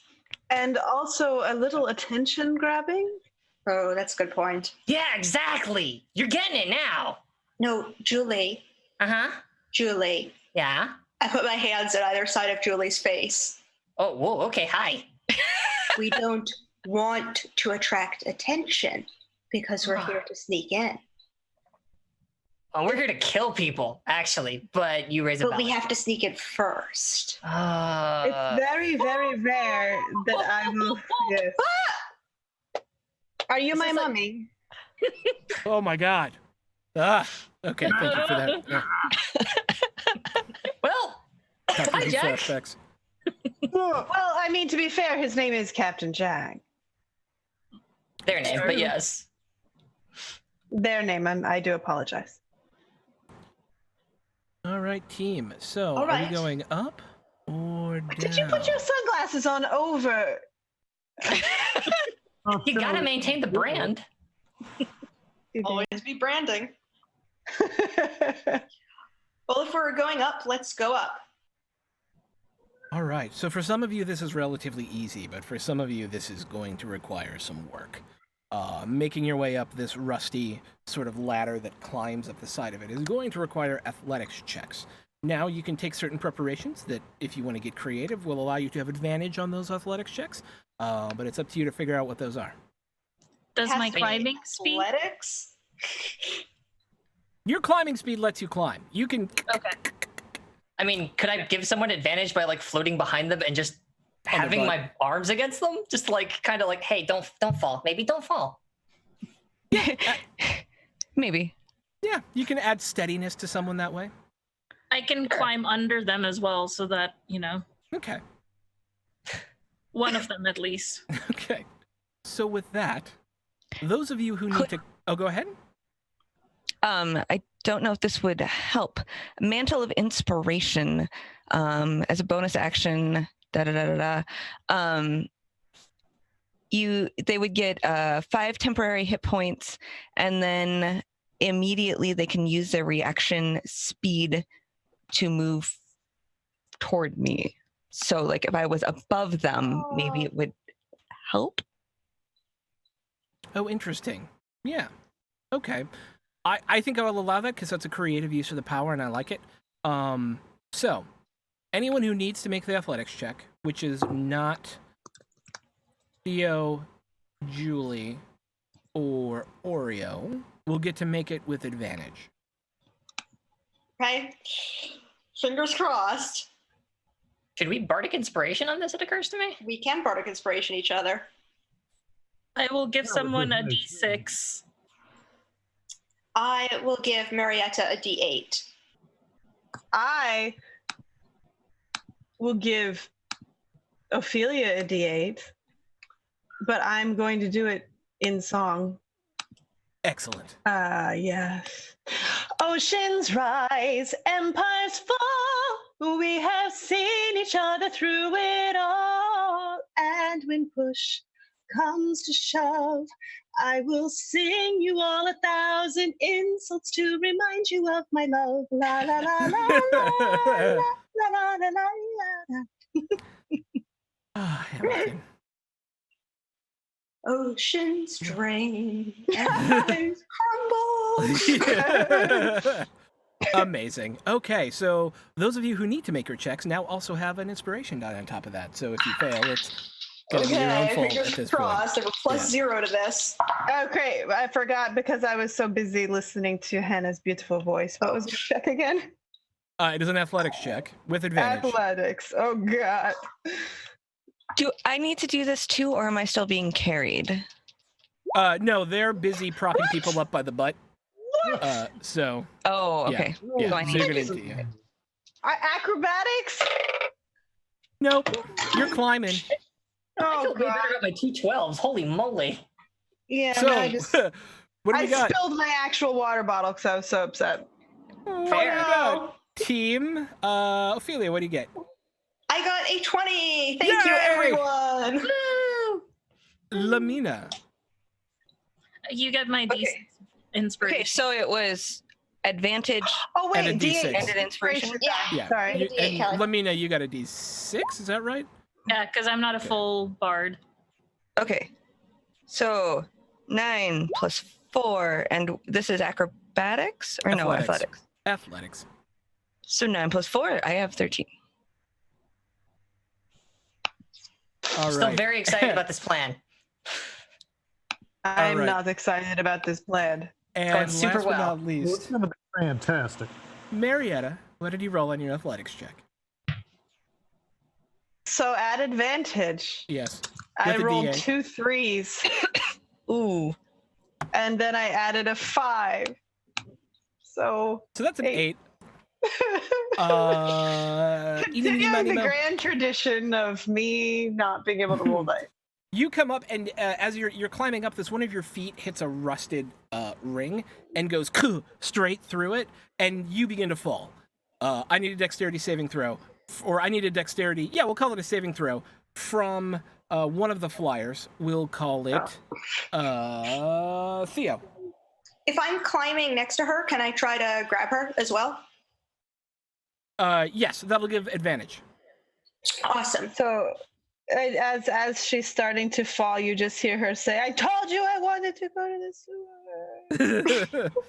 That is going to be a 16. All right. Which is just enough to by the hand as you're falling and able to pull you back up. And with that, you find yourselves moving higher and higher into this cloud where you need those gas masks on in order to kind of breathe. And flitting through the clouds around you are these fiery shapes. They don't seem to have noticed you yet. About 100 feet away is one of those stacks that you know is an entrance to this huge bunker. What do you do? Let's go to the stack. Yeah. Yep. Let's kick Oh, the yeah. stack open. Oh yeah. I want to go over to it and kick it open. So there is a threat of you being seen by whatever is Yeah. hiding in the thing here. How do you approach moving to the stack? I will give. And somebody better stop me.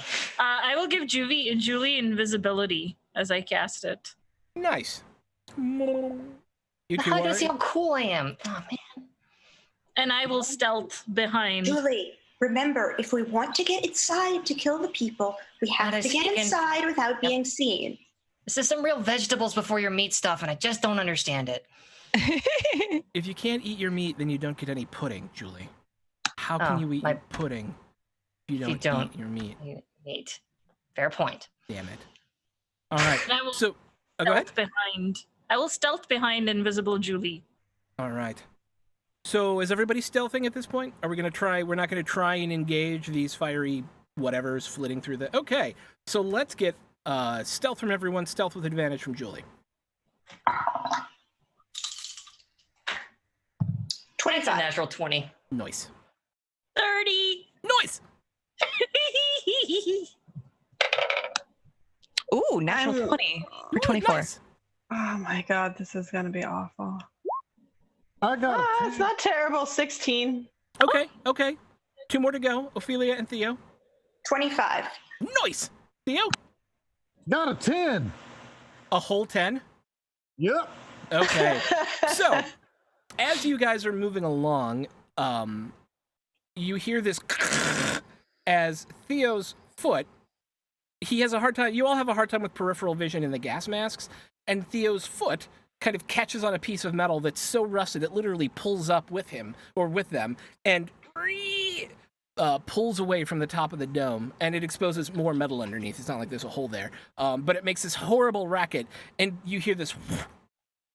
Something's rushing towards you. You've got about 50 feet. Do you want to try to engage? You want to try and move quickly and get to the stack? Can I Run. cast on it? Run away! Okay. Yeah, Julie? No, I can run. Okay. At this point, better of athletics or acrobatics to avoid this combat. Can I cast dancing lights on the creatures? You Is that- may. Okay. So it creates the 4 torch-sized lights within range, and then they.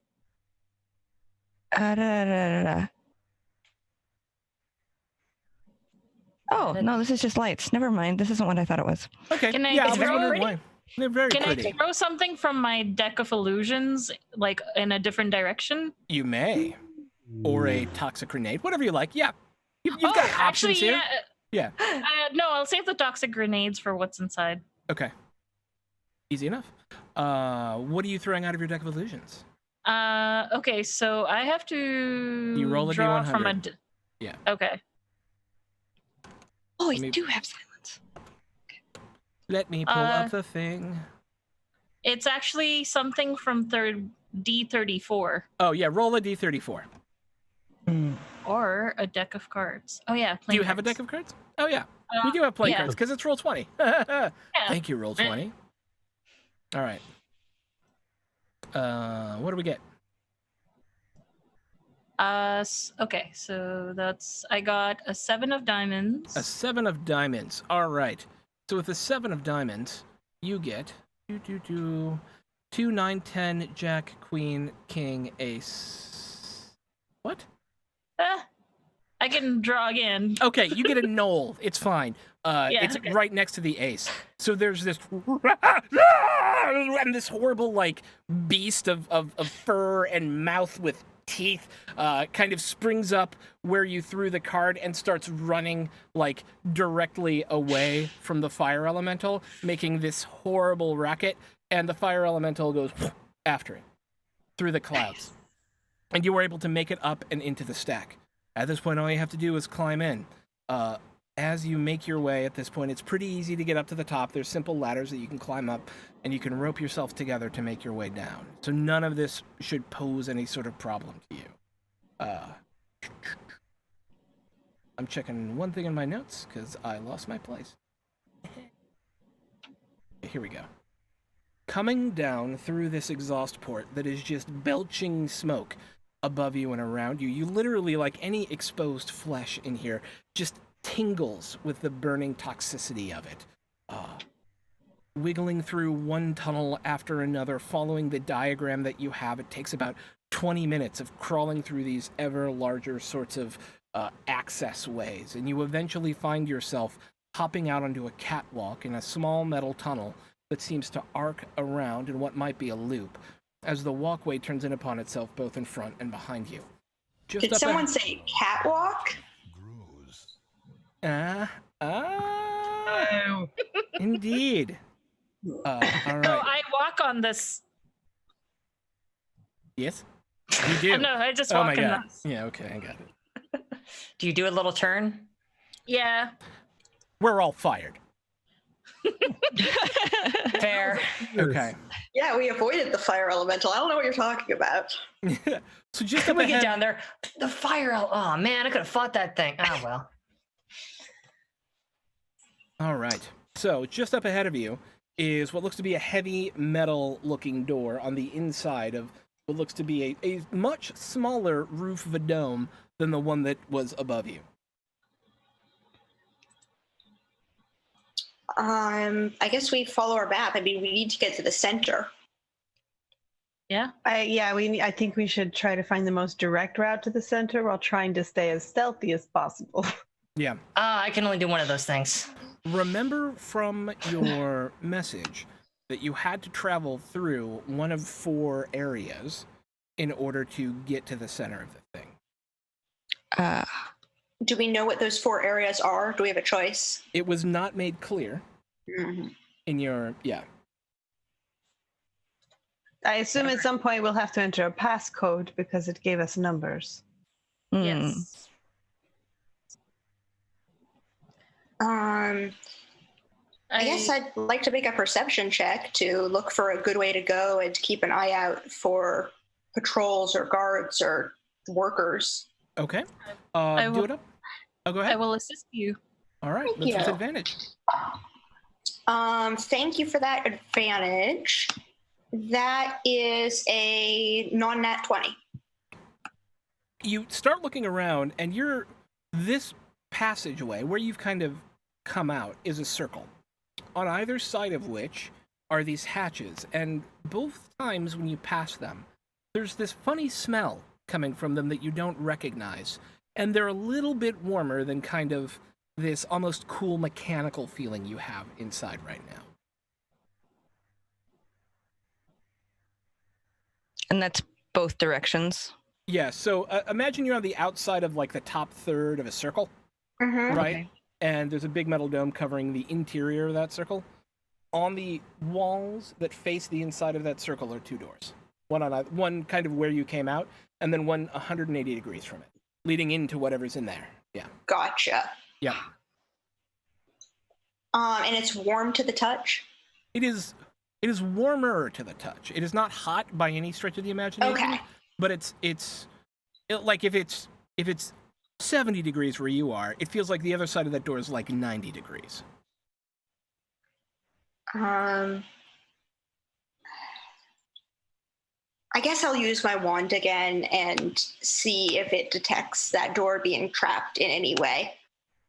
I'm hoping is. it also detect if it's like a natural trap, right, where there's like fire in there.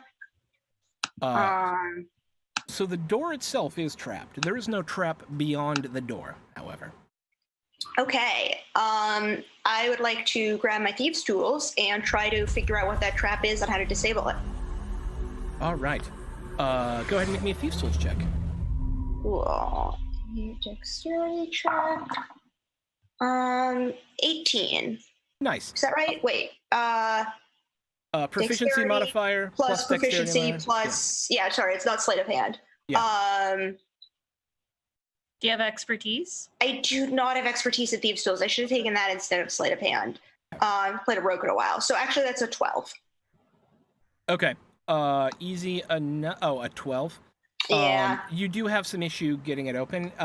In this case, it just takes you extra time. You didn't roll so bad that you like broke your locks or anything.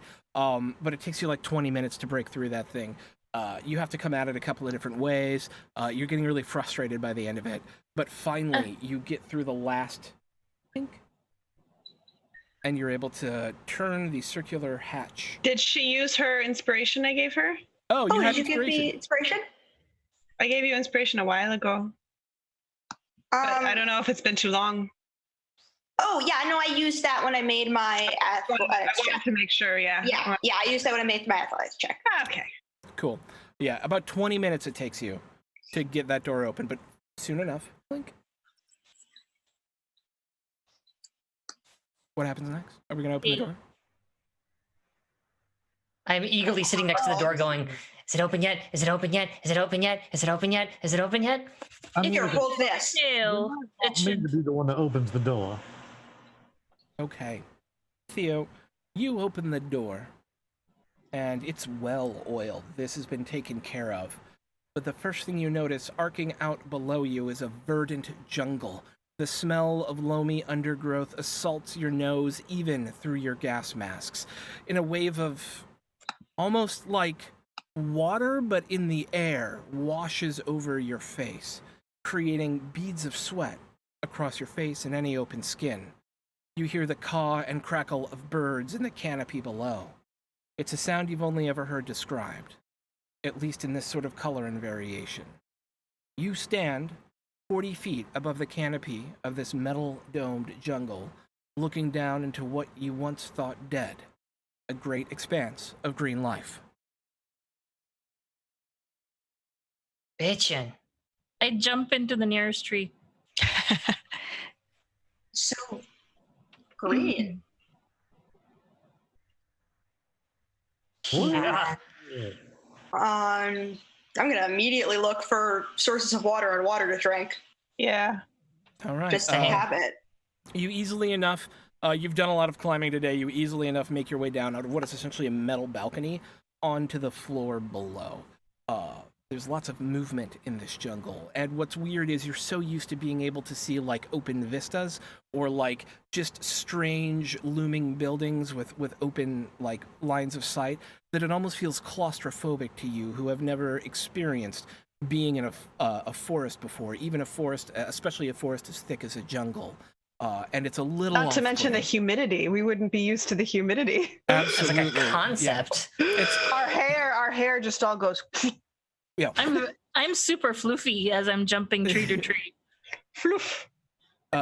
You hear Oreo as you begin jumping tree to tree and just kind of enjoying yourself for a minute. There's big stuff out there.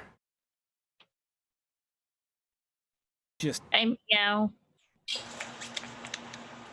It's a warning meow. You all know what the meow means. I hear a warning meow. I know what that means.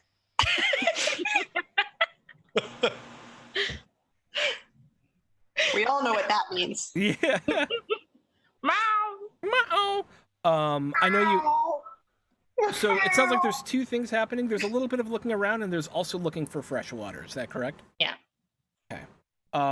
Knowing that this strangeness is out there, you actually find it easier to hide in here as well. And it takes you about 20 minutes of wandering around as you get your bearings and get used to being in a place like this, dodging these strange sorts of and like thumps that you hear throughout the jungle. But you find your way to a site that you've never seen before. Off to your right is a pool full of gorgeous, clear water. Sweet smelling and pure, even the scent of it brings back the stories told by your elders about the beauty of water. Plunge my head directly into it and just start gulping. I cannonball. The cat cannonballs into the water. Yep. There's some of a Down water and tipping buffalo. cat. Yeah, I think Marietta would immediately like uncork her canteen and just like scoop it up and just start drinking as much water as she can. Yeah. I am also gonna start gulping. Maybe I'd kind of like to. I feel like Ophelia wants to look around, especially if there's like this big cannonball splash. But maybe I could like roll perception with disadvantage to make sure or try to see if we've been seen. You should absolutely feel free to roll perception with disadvantage. And that's a 9. Okay, so here's what you see. All of you begin in your own way, your first time communing with this much water. Oreo, I need you to make a dexterity saving throw, because as you cannonball in, leaping high into the water, this huge alligator mouth opens beneath you. Please make a We don't dexterity know what an saving. alligator is. We don't know about any creatures. that live in This the water. huge green 17. scaly snake with arms and legs and a mouthful of death opens up beneath you. That snake looks awesome. You're able to quickly kip That off of snake its has mouth. legs. Right? Who gave a snake legs? That's genius. You're able to easily kip off its nose and splash in the water behind it. But as you do, you see another alligator rushing to defend its watering hole, and this strange gray beast stands up from the depths of the water, maw jutting out from its face. I guess, with these. I was going somewhere. I don't know what. The alligators were bad enough, but he's putting a hippo in here? It is not a hippo. It is Okay, good. it is hippo-like, but stands on two legs and is about 12 foot tall. Its mouth distended and full of these huge tusk-like teeth. And I need you all to roll initiative. Does it have a tutu? It does not have a tutu. If you know what a gray render is, for those of you watching at home, it is a gray render. Yeah. Ooh. I'm going It to rolls remember to better. roll with advantage. Yeah, my tradition continues. Oh.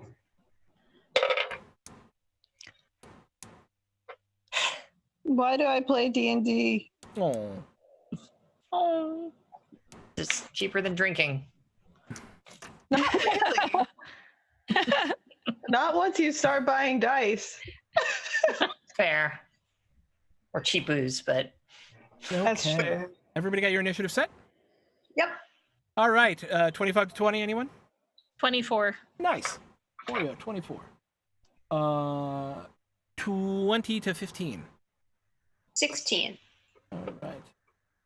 Elias, 16. Y'all, I'm a little worried at this point. 10 to 15. Oh, 11. sorry. I had a 19. My bad. Ophelia, what was yours again? Oh, 16. 16. All right. So, Theo, 19. Ophelia, 16. And then, who was at the 10 to 15s? I was 11. 11? Okay. Juliet, 11. Uh-oh. And roll on below 2 10, dice. what do we have? 5. 9. Okay. Lamina, 9. And then and what? Oh, there we go. Marietta. This time I didn't hear him say lamina. I heard phenomena, which Also works. Yeah, what's wrong with that? Do. Okay. So starting at the top of the order. Oreo, you're the first to get to react. You kip off of this alligator as it lunges up for you. What do you do? I'm going to use my movement and the special tabaxi thing of like going dash as a regular move on as long as I don't move the next turn. Okay. And I'm going to like kip up a tree if I can. And then I'm gonna pull out my wand of wonder and go wonder, wonder, wonder cats as I aim. And the target the target is one of those creatures. Sure, you've got one giant alligator and one gray render. I will go for the more scarier looking one. I have gray no render. idea. The Okay, gray render yeah. is definitely scarier looking. All right, roll the D100. All right. Wheel of morality, turn, turn, turn. Show Miriam the lesson they should have I rolled learned. a 51, which is you can enlarge the target as if you had cast enlarge and reduce. Yep. Okay. So the gray render, which was already large, is now huge and barreling towards the party with extra damage dice. That's awesome for me. Okay. But that's your go. You're Theo. about to be really sorry, yeah.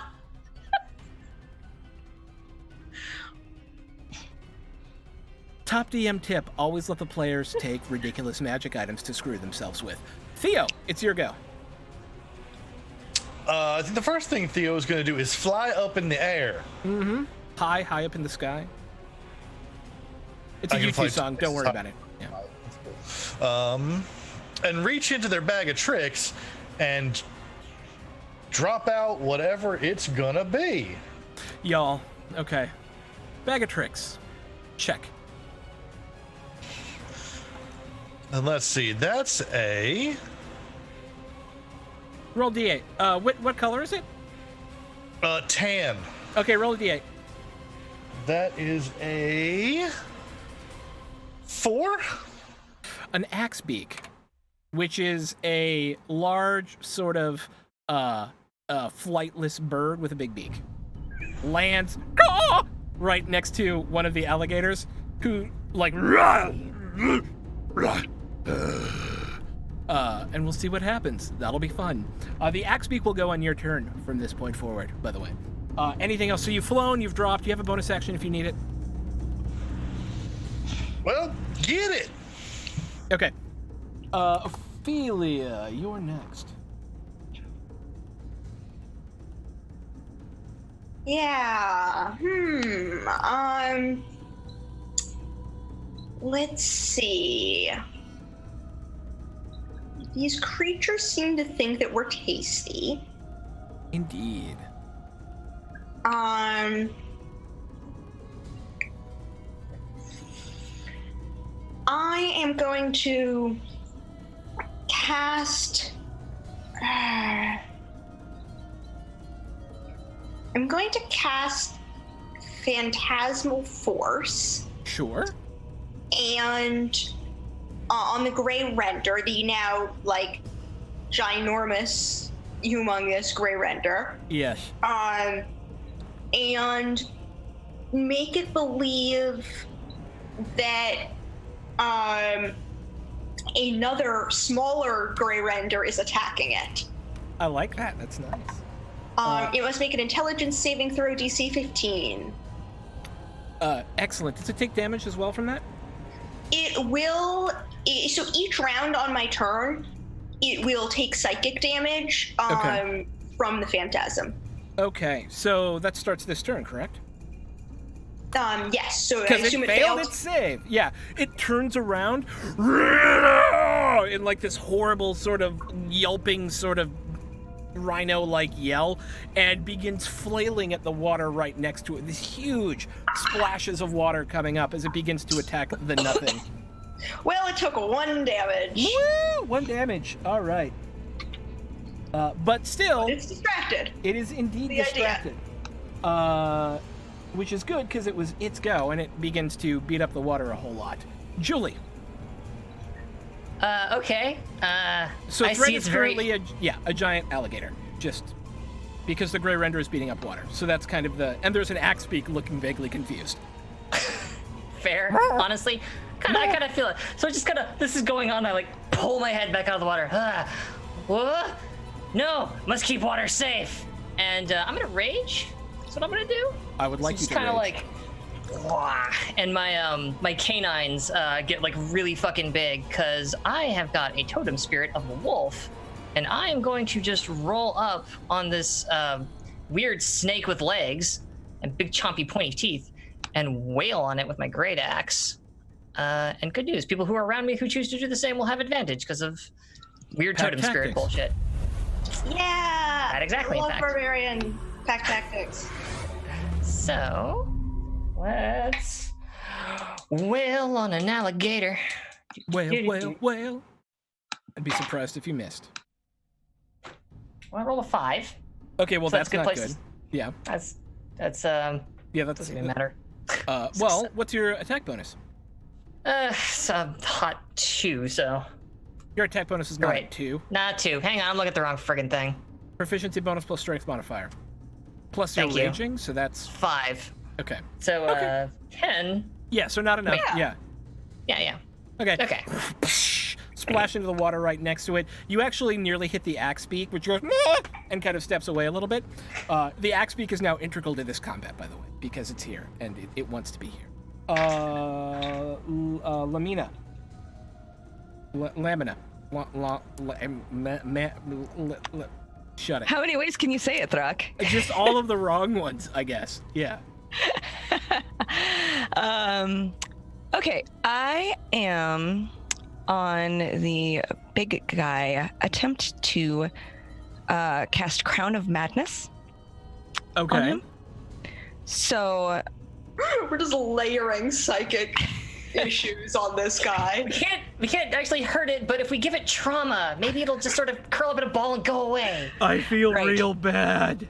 wisdom bad. saving throw from Okay. him with a spell save DC of 14. Okay. Wisdom saving throw, spell save DC 4, roll to 7. That's not going to be enough. Excellent. Yeah. So Crown of Madness means it spends its first attack each round attacking the nearest target, friend or foe, correct? Target is charmed. must use its action before moving on each of its turn to make a melee attack against a creature other than itself that you mentally choose. Okay. So interesting. Oh, you could have it attack the alligator. Yeah. Yes, that's what I'm doing. Okay. Sweet. It's not currently its go, but now I'm gonna put a couple marks here. It's brain ouched and must attack what Lana says. Okay, done. Dunsies. All right. Cool.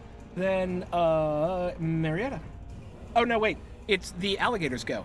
The alligator's going to attack Julie because Julie's the only person currently engaged with the alligator. Ah! Mr. Crocodile is gonna bite and hit you with its tail. Bring it, weird snake. Bite. Stay. Tail. What's Stay your of water. DC? 15. Okay. So the bite is gonna hit, and it Yeah. pierces you, and it grabs you and starts to fling you in its mouth as you take 3d10 damage. Awesome. I start laughing. And this will be halved because you're raging and it's piercing. And there's an escape DC on your turn of 16. So that is 17 points of damage halved down to 8. 8. Oh, yeah. I laugh really, really hard. Yeah, sure. Sure. Yeah. You're friendly. But you are grappled by it. It has Yeah. you like by the leg. But then it's Marietta's go. All right. So, with our barbarian grappled in the mouth, would it raise the DC on me shooting it with my short bow? Nope. Oh, good. It's very If you hit me- large. If you hit me, it'll leave a cool scar. Go for it. Don't worry. Don't worry. All right. rolled a A 7 7 to is hit. absolutely not going to hit. Splashes into the water. You see it actually passes by the nose of the axe beak, which goes "Meh," and backs up again. Poor little guy. This poor little axe beak. I know. Top of the round with, unless you have a bonus action or a movement. I'm sorry. I would like to bonus action yell at my short bow. Fuck you. Okay. I don't know. That's the first time I've dropped the F-bomb. I hope it's okay. Top of the round is Thumbs up Oreo. means yes. Okay. Okay. Yay for cursing. Hooray. Oreo. I'm gonna aim at the gray render and go like, no, I'll get it right this time, and I'll use another charge. Okay. Good plan. Oh god. Okay. We're love it. I doomed. love it. Okay. So I got 66. a 66, which Okay. is, you shrink yourself as you as the being cast and larger use of yourself. Yeah. You are now a tiny creature, or you're now a small. You're a small crab. cat size. Yeah. A small cat. Yeah. You ploop down into a small-sized cat, and that's It's like- hilarious. Yeah. It's like the Emperor's New Groove when Yzma gets turned into the fluffy little shit. Oh no. Kitty! Your speed is still 30. It's fine. Yeah. I will mew out my bardic inspiration, Julie. We're inspired because you're so cute. Meow meow meow meow meow meow meow meow meow meow meow meow meow. So you get a D6. Okay. It's a very cute D6. It's a super cute D6. Aw. Anything Does it else? become a D4? No, it's still it's fine. Yeah. It's still a D6. You still have your movement and a bonus action if you want to do anything else ridiculous. I'm gonna stay on that tree. It's very safe up there. Meow. Okay, sweet. Then it is Theo and the Axe Beak. Theo and the Axe Beak. That's their side project. Yeah, it's Theo and the Axe Beak. That's your side band. So, Theo, I think are the Gray Render and the alligator close to each other? They are. The Gray Render is currently attacking water, but looks like it's about to attack the alligator. And the alligator is currently attacking Julie. Woo! Drop a fairy fire on both of them. Okay. Everyone now has advantage to attack both of them. Sweet. You can see me better. Yay! And the Gray Render has advantage on attacking the crocodile. And the water. Yeah, awesome. I love this. Just y'all are amazing, and I love you. Anything else, Theo? The axe beak. Oh yeah, the axe. What would you like it to do? Confusedly attack the alligator. And it confusedly attacks the alligator with its axe beak. Okay. Not It's a just a 14. clever name. 8 plus 4 is 12. No, it kind of Does it have advantage? into the water. Oh, it would have advantage. You are correct. Another 8. Indeed. Totally misses. I'm sorry to say. And then it is Ophelia's go. So the Grey Render is going to take another 1 psychic damage. Okay. On the other hand, it also failed its save again this turn. It doesn't save against Phantasmal Force again unless it interacts. Like if it attacked the illusion. It is It would attacking. have- Yeah. Okay, it's attacking the illusion. Yes. But it rolled Got it it. too. Yeah. Oh no, wait! It's used its action to examine with an intelligence investigation check, but it failed. That's unlikely. Yeah. Yeah, exactly. That seems unlikely. Yeah. Yep. So it took the 1 damage, and I am going to.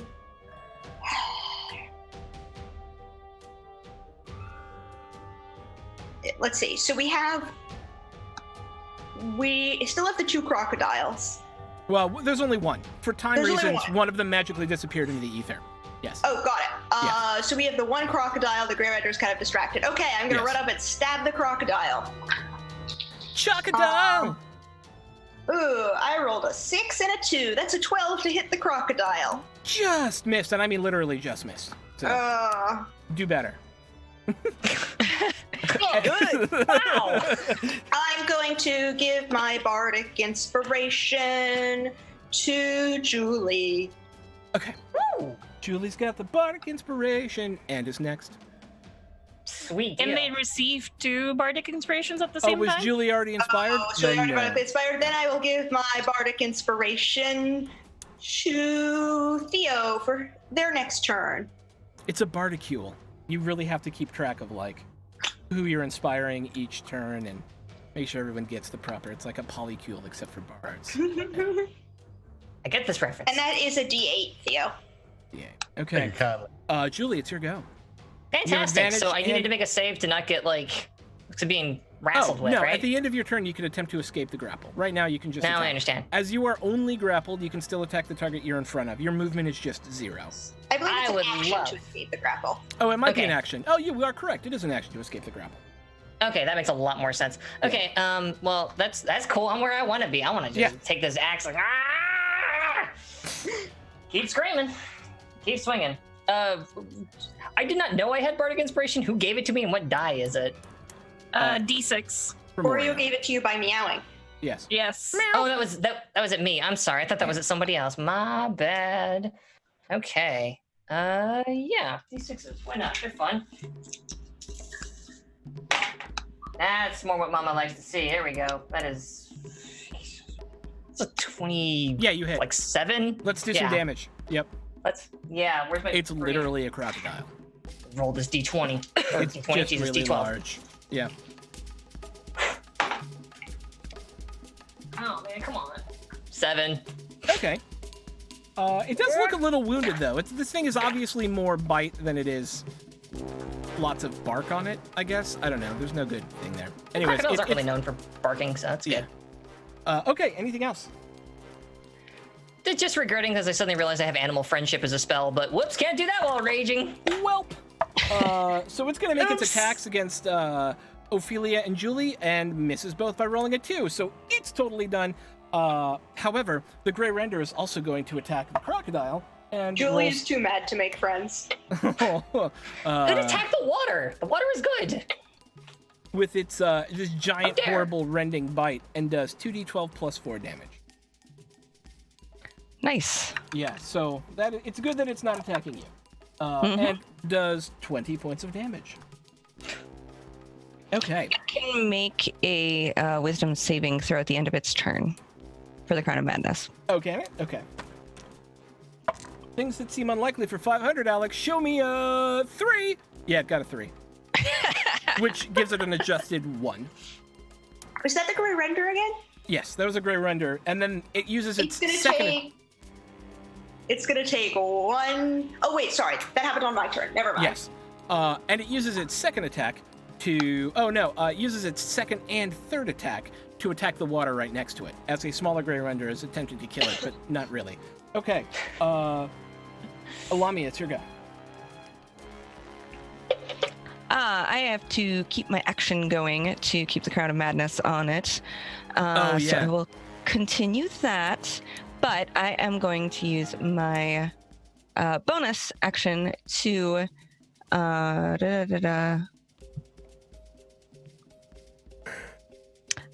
I maintain no, it'd be silly to shift. Never mind. I'm just going to try to inspire somebody. Yay. If you have bardic inspiration, raise your hand. Currently. Someone's entire rock.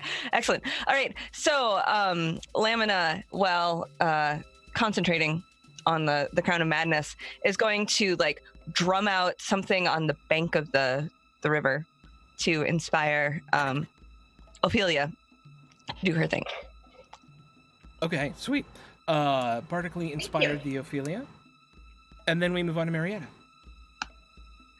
All right, so you see Marietta this whole last round has just been sitting staring at the crossbow and like hitting it in her hand, like, is this thing on, kind of thing.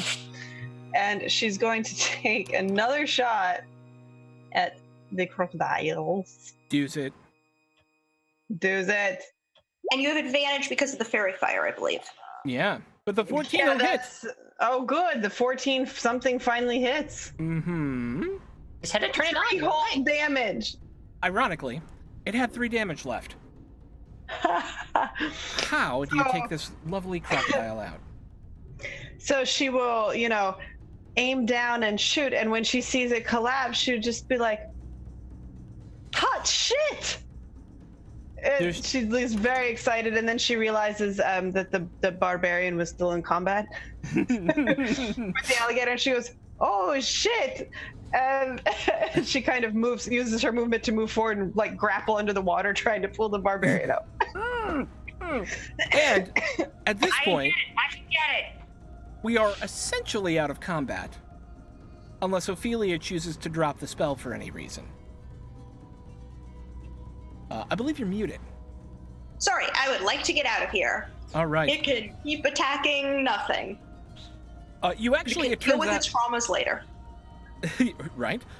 It turns out you were only about 100 feet from the other wall of this thing, and there off on the side is a door with a keypad on it. Am I still small? You are permanently small, in fact, Wait, aren't you? Permanently?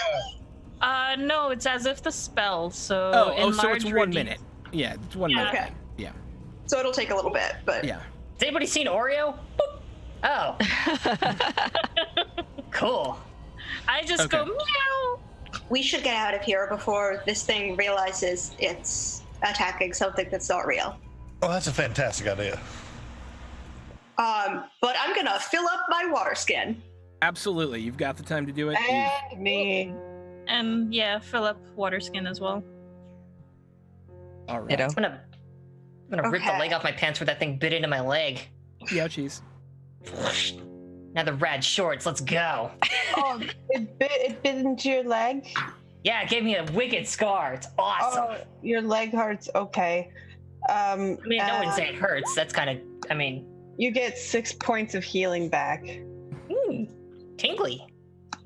And are you still injured, Lamina? Yeah.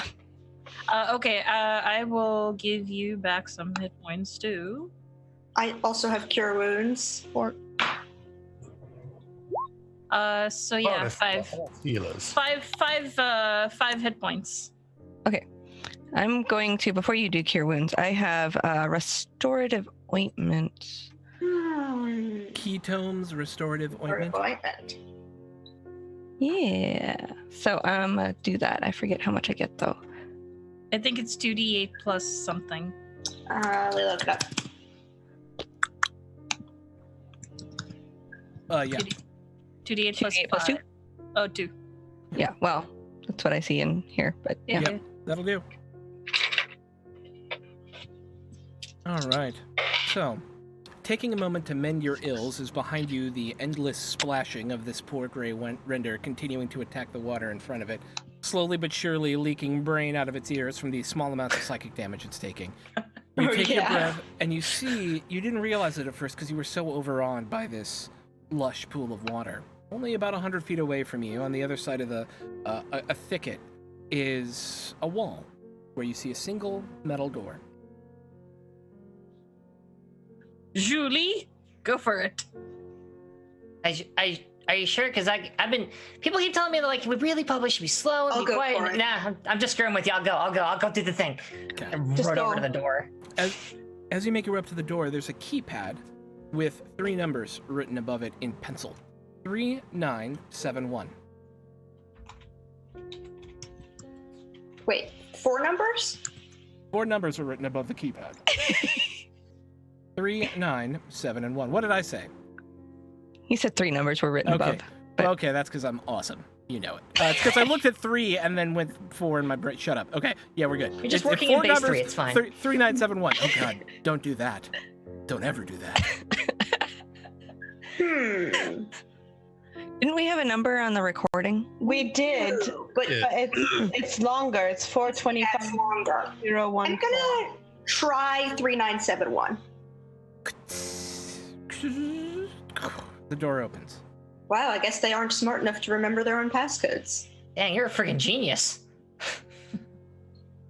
Points to where it was written in pencil, but thanks. At least it's not 1, 2, 3, 4, 5. You know, that may be your source. I'm still impressed, damn it. In front of you now is a steel catwalk above a deep-looking chasm of iron and stone. 100 feet ahead is a large, maybe 40-foot wide cylinder with a circular walkway around it, and you see 2 other visible catwalks leading into it from the left and right, as from other similar constructions to this one. In front of you there is a single door at the end of the catwalk. Lamina's going to run up to the door. I'm gonna catwalk across it. Marietta the whole way is holding out her short bow and like going, Ophelia, did you see that? You hit it. I hit it. Do you know how long it's been since I hit anything?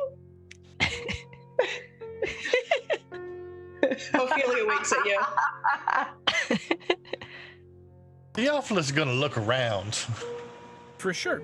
It is a singular metal, like almost like a silo, right? Sized tube running the distance up and down in this chasm. That door in front of you has a keypad next to it with no number written on top this time. We gotta find the number that's supposed to be written over it. Everybody look around. I'm going to go with the one that was on the recording. 425214. Boop, boop, boop, boop, boop, boop. Pts, pts. The We're door. really good at this. You are. 2 for 2. I had it written down wrong. So The did door slides smoothly open and a confused scene confronts you. Screens lit up on the walls overlooking 4 different biomes. Tundra, grasslands, jungle, and forest are inset into one wall with a number of dials and buttons, each bearing the name of a different kind of monster below them, including the ones who attacked you while you were on your way here. 3 skeletons are lumped off to one side of the room, each wearing a yellow lab coat with the name Estlin stitched on it and burn holes in the center of their chests. And there, in the center, stands an aged-looking gnome holding a remote control, his head whipping frantically between you and a glass cylinder that seems to contain a giant-looking water elemental, a creature you thought long extinct. It looks like he makes a quick decision and kneels on the ground with his hands over his head and says, "Don't kill me! Don't kill me! Don't kill me! Don't kill me! Don't kill me!" It's a gnome in the dome. Is it gnome in the dome? Okay, we're not. Hey, go kill you? Do you I work kinda for wanna- the conglomerate? We might still kill you. I kind of want to kill him. Yeah, kind of. What do you Yes, mean, kind of? Well, he kind of gets up and dusts himself off a little bit. Sit. He sits. I can make you wonderful if you want. And I have my one. Hold, no. Hi. I'm sorry. Why don't you tell us a little bit about yourself? My name's Nilo Scum. And when he says that, anybody can make a history check. History. I'm gonna spell that in chat as well, so you get the joke. Hot 7. A 6. Ooh, a whole 7. 12. I also got a 7. We're doing great on these history checks. 11. Hey. Also 11. Oh, that makes me so angry. No. No one got above a 15. Is that correct? Nope. Okay, just Gotta checking, get making sure. close. Yeah, none of you have ever heard of his name before. He goes, I'm an inventor. I've been around for. I helped Estelin make the diggers back in the day, but they took my research and turned it into business stuff, and it began leeching life from the planet and then from Everbloom, and they were using it to hold the world ransom, but there's not like anyone to hold ransom now. So where are they? So you see those 3 over there? Okay, so this is the Life Brook, and he points at the water elemental, and it's technically a primordial entity that is being used to power the Iron House and was once part of the Everbloom, and Estelin captured it, maybe with my technology, maybe not, I didn't know they were going to do it, and over the last 100 years or so, they've kind of perverted my work more and more and more, and there used to be a lot of people living here. Those were the last 3, and they were trying to tap the Life Brook with a makeshift energy weapon to get out of here. But I kind of bonded with it, and in the scuffle, I got nearly killed. It bonded with me. I bonded with it. We killed them for trying to kill it, and now here I am. Insight check. Yeah, go ahead. Yes, I 6. believe I shall try that as well. He seems great. I mean, kind of complicit, but great. I finally rolled well, 22 on my insight check. Oh, wow. So proud of you. Marietta. Yeah. There's a lot of guilt. There's a lot of nervous. There's some hiding stuff. But there seems to be a genuine thread through his story. Marietta, still holding her magical short bow, sits down, she transferred it to her left hand as she kneels down in front of him and kind of takes him by the collar and pulls him up very close to her. And mind you, her cape is billowing out behind her magically. Where's the Everbloom?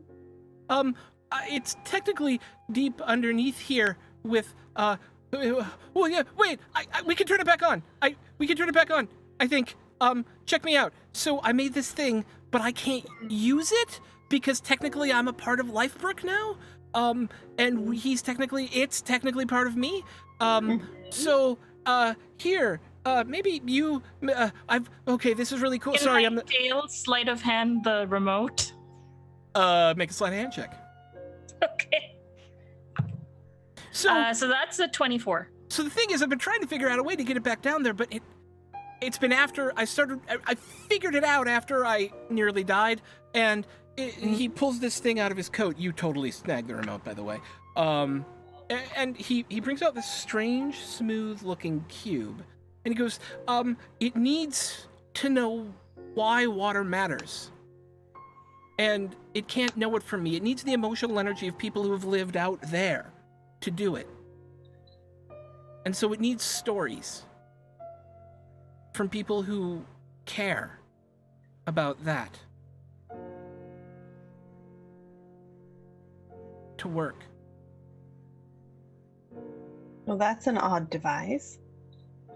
Well, you understand that the Everbloom is the heart of the planet, right? It is not just a functional thing, it is an emotional thing. And it needs it.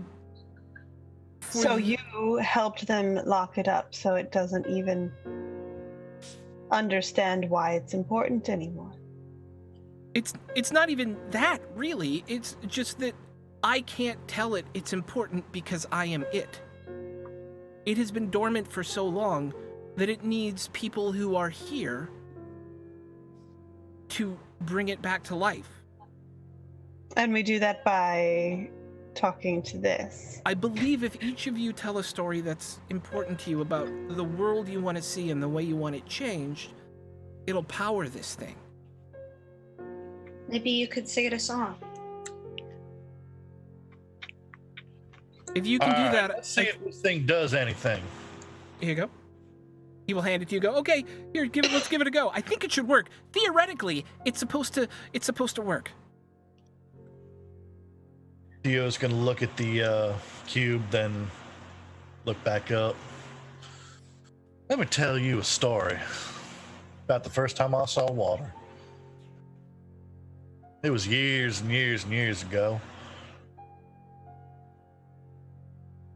And my mother we were rationed, as everyone was.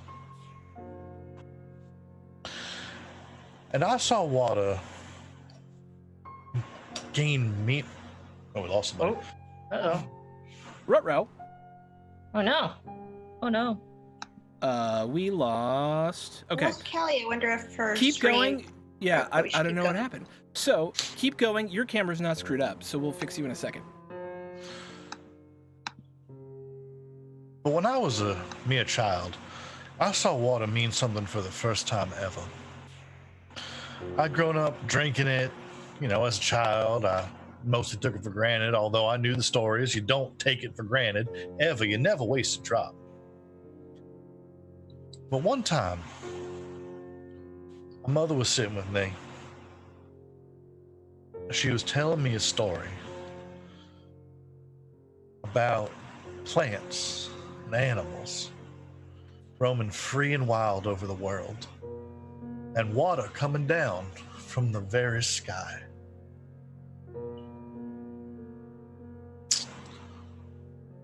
And in that tale, I saw her shed a tear. Just a single drop of her own water that filled that story, not just with facts, but emotions. That's when I learned the importance of water. You see, as you speak these words, the globe or the cube begins to glow, and it just has this faintest sort of sweat to it, a cool sort of bead of water. But it needs more energy. Ophelia is wiping away a tear of her own, or blinking, trying not to cry, trying not to waste the water. And she holds out her hand.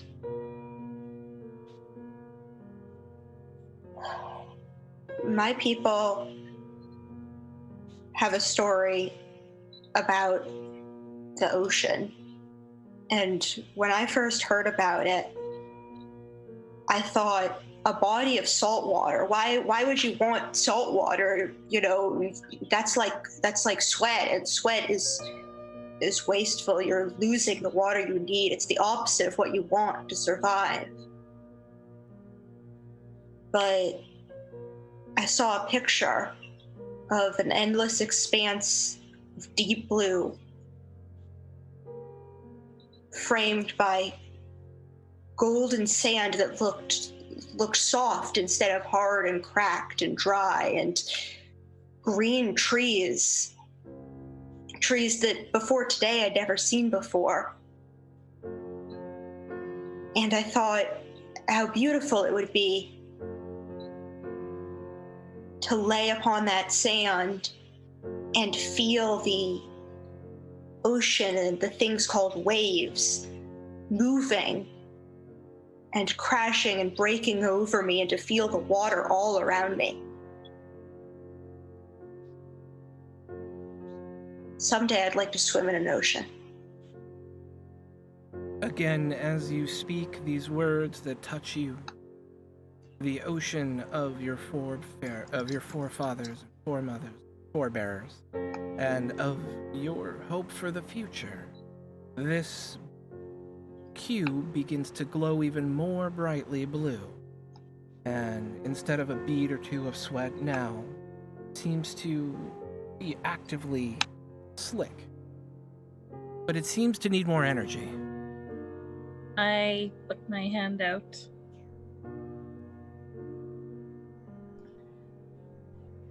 And say, I heard this being passed down as stories. I've never had the experience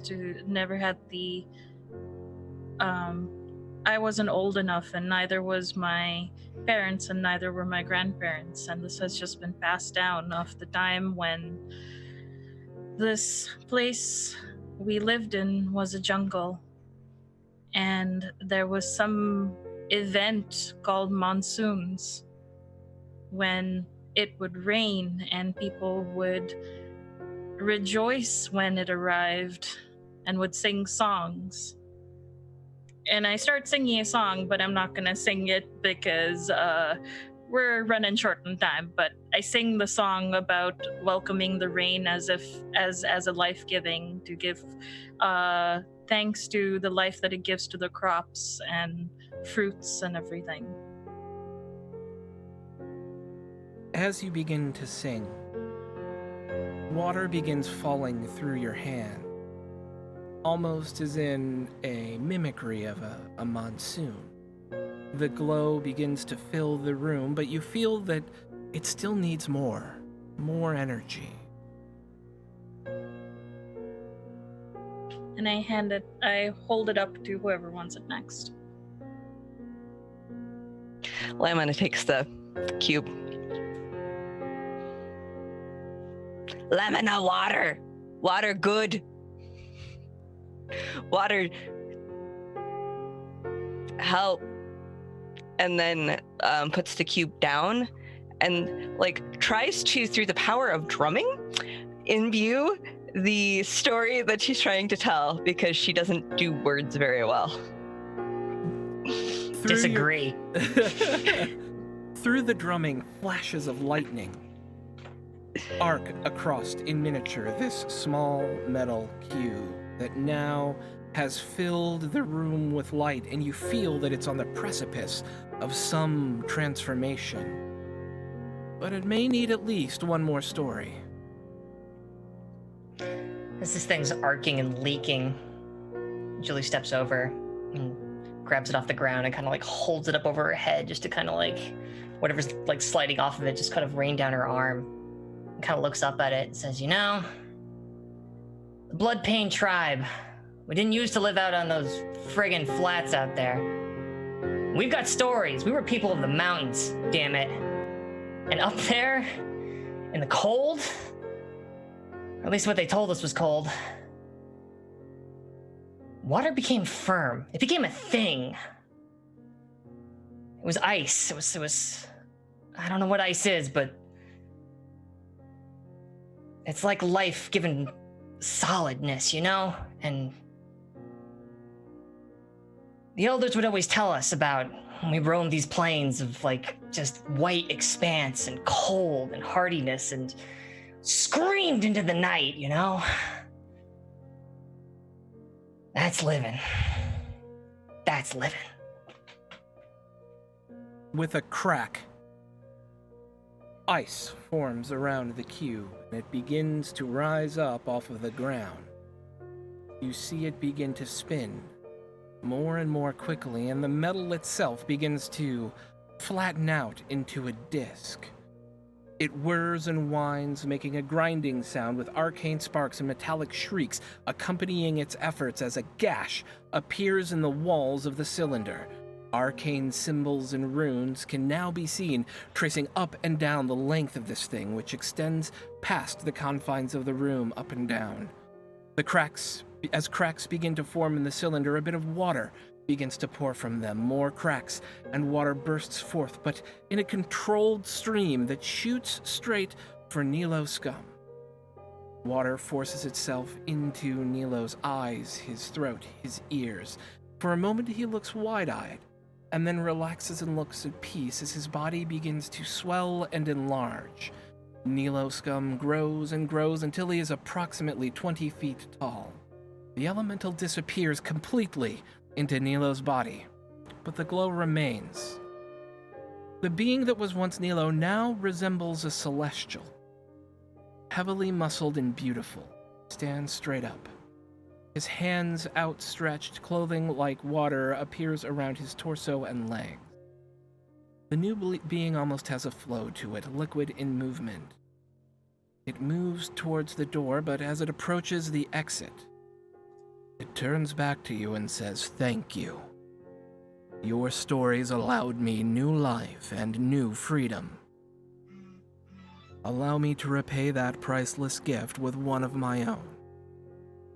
I will rejoin the side of the Everbloom and allow water to flow once more."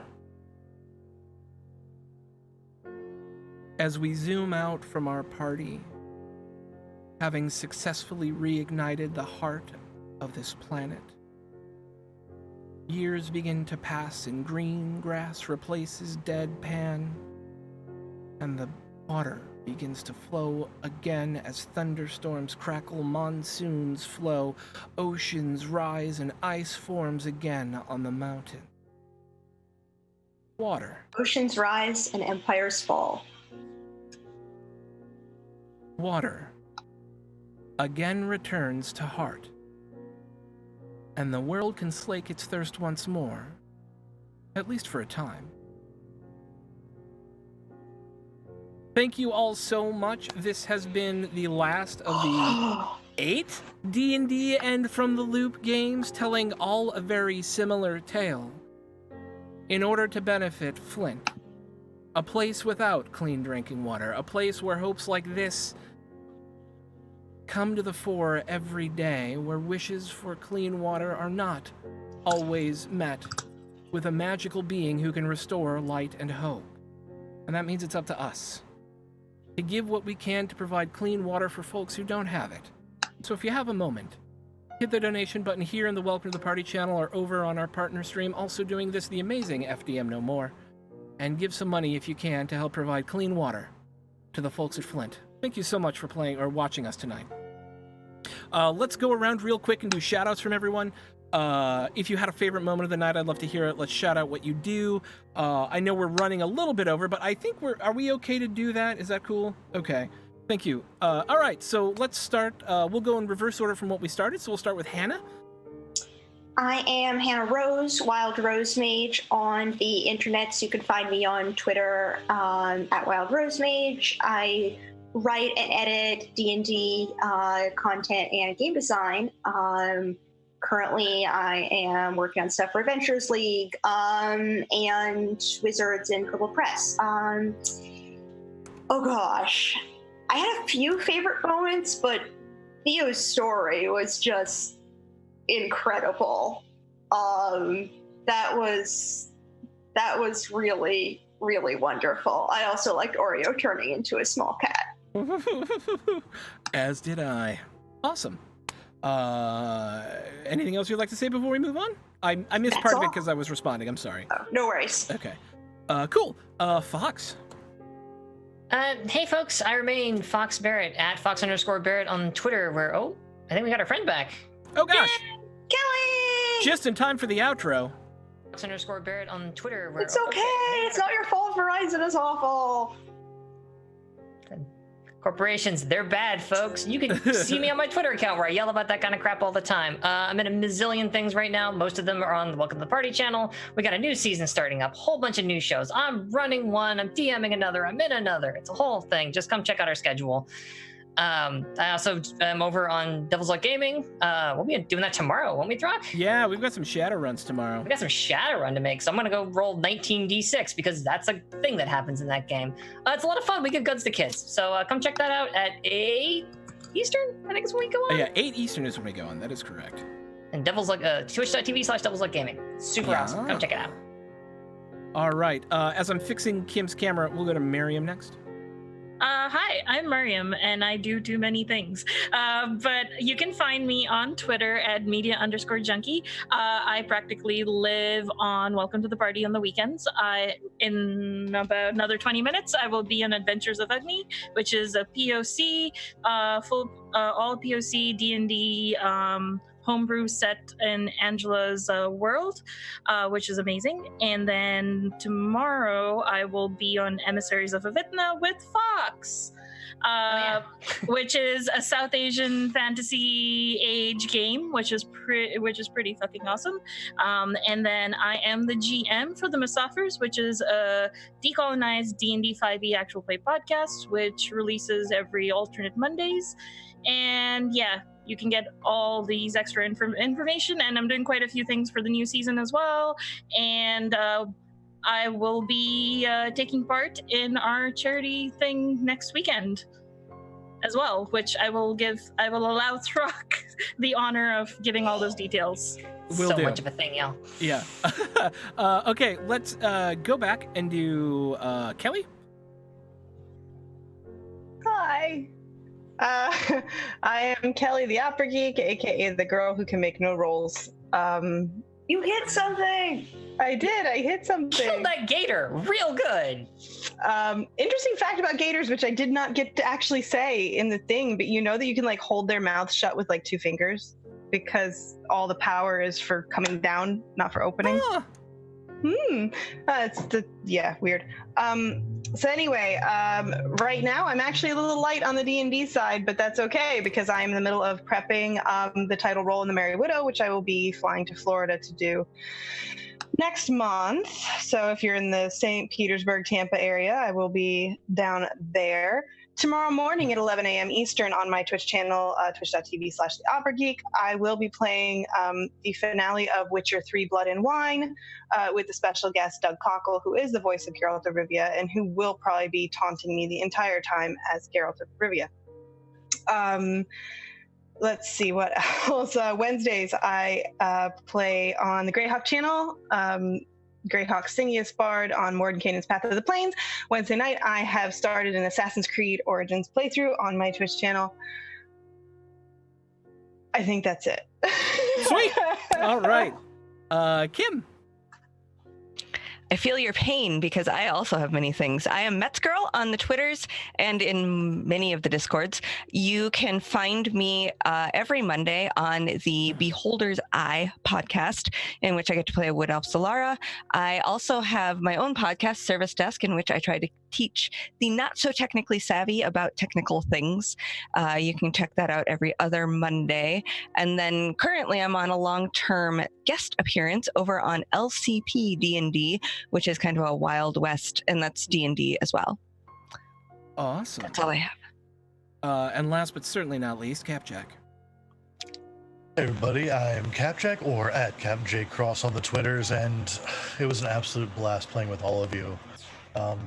There were so many fun, great, moments that we had tonight, but I really do think that end when we all told our stories was just unbelievable. Ugh, I love that.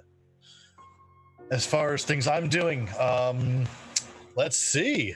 Coming up shortly, it's in, what is it, next week, Fox? Or the week after that? For our game? Come and Villainy, yep. Come and Villainies after the charity. So it's charity week, and then, our first episode of Stars Asunder, which, oh boy. We're going to be space bastards. You're going to be space bastards. We sure are. We're going to be in space. It's going to be kind of piratey, kind of bandity. It's going to be weird. It's going to be very licky. No. No. Let's see. September 16th, I will be part of our one-shot series called Side Quest on Welcome to the Party, where I'll be running For the Queen Prom Edition. So everyone will be part of the Prom Queen's retinue, and it's going to get catty. Oh, it's going to be amazing. I'm super excited for that one. And then on the 20th, Dragon Dark Days is back as a pirate D&D game called Blood and Shackles. And tune in. It's going to be phenomenal. I'm excited. Throck's running it, and I love it. Love it, love it, love it. So yeah, but again, thank you all for being here, watching us, and donating, to this amazing work that really needs done for the folks of Flint. So thank you seriously so much. Hey y'all, I'm Throck, also known as Sean. You can find me on the Twitters at ThrockPlays. I'm the co-founder here at Welcome to the Party, and we are a channel dedicated to inclusion and equity in gaming, where we teach people how to stream and then give them a place to do it. We're launching our new season in a week and a half, and it is 16, 17 games a week. It's going to be crazy. You can find me. It'll be Friday nights. I'll be running our D&D game starting about middle of the month, Blood and Shackles. Our pirate-themed D&D game. Currently, you can find me on Sundays running our Legend of the Five Rings game at 1 p.m. Eastern. That's Steel Blossom Moon. And then in the evening at 8 p.m., running a Shadowrun game called Emerald Knights and Neurospikes over on Devil's Luck Gaming. And a bunch more stuff. I'm playing in a bunch of games in the new season. I'm going to be in like Mouse Guard and Rifts and Blades in the Dark. And it's going to be super fun. You should come check us out. But most importantly, thank you. Thank you all so much for the time that you've donated to this, the prizes that you've donated to this, the money that you've given to ensure that folks get some more clean water. We thank you so much. And with that, I think we're going to sign off and let FDM No More do their closeout. Just know that we love you and that charity work like this matters. If we can find justice, it's through working together. So love you all so much. And we'll see you the next time around. Bye.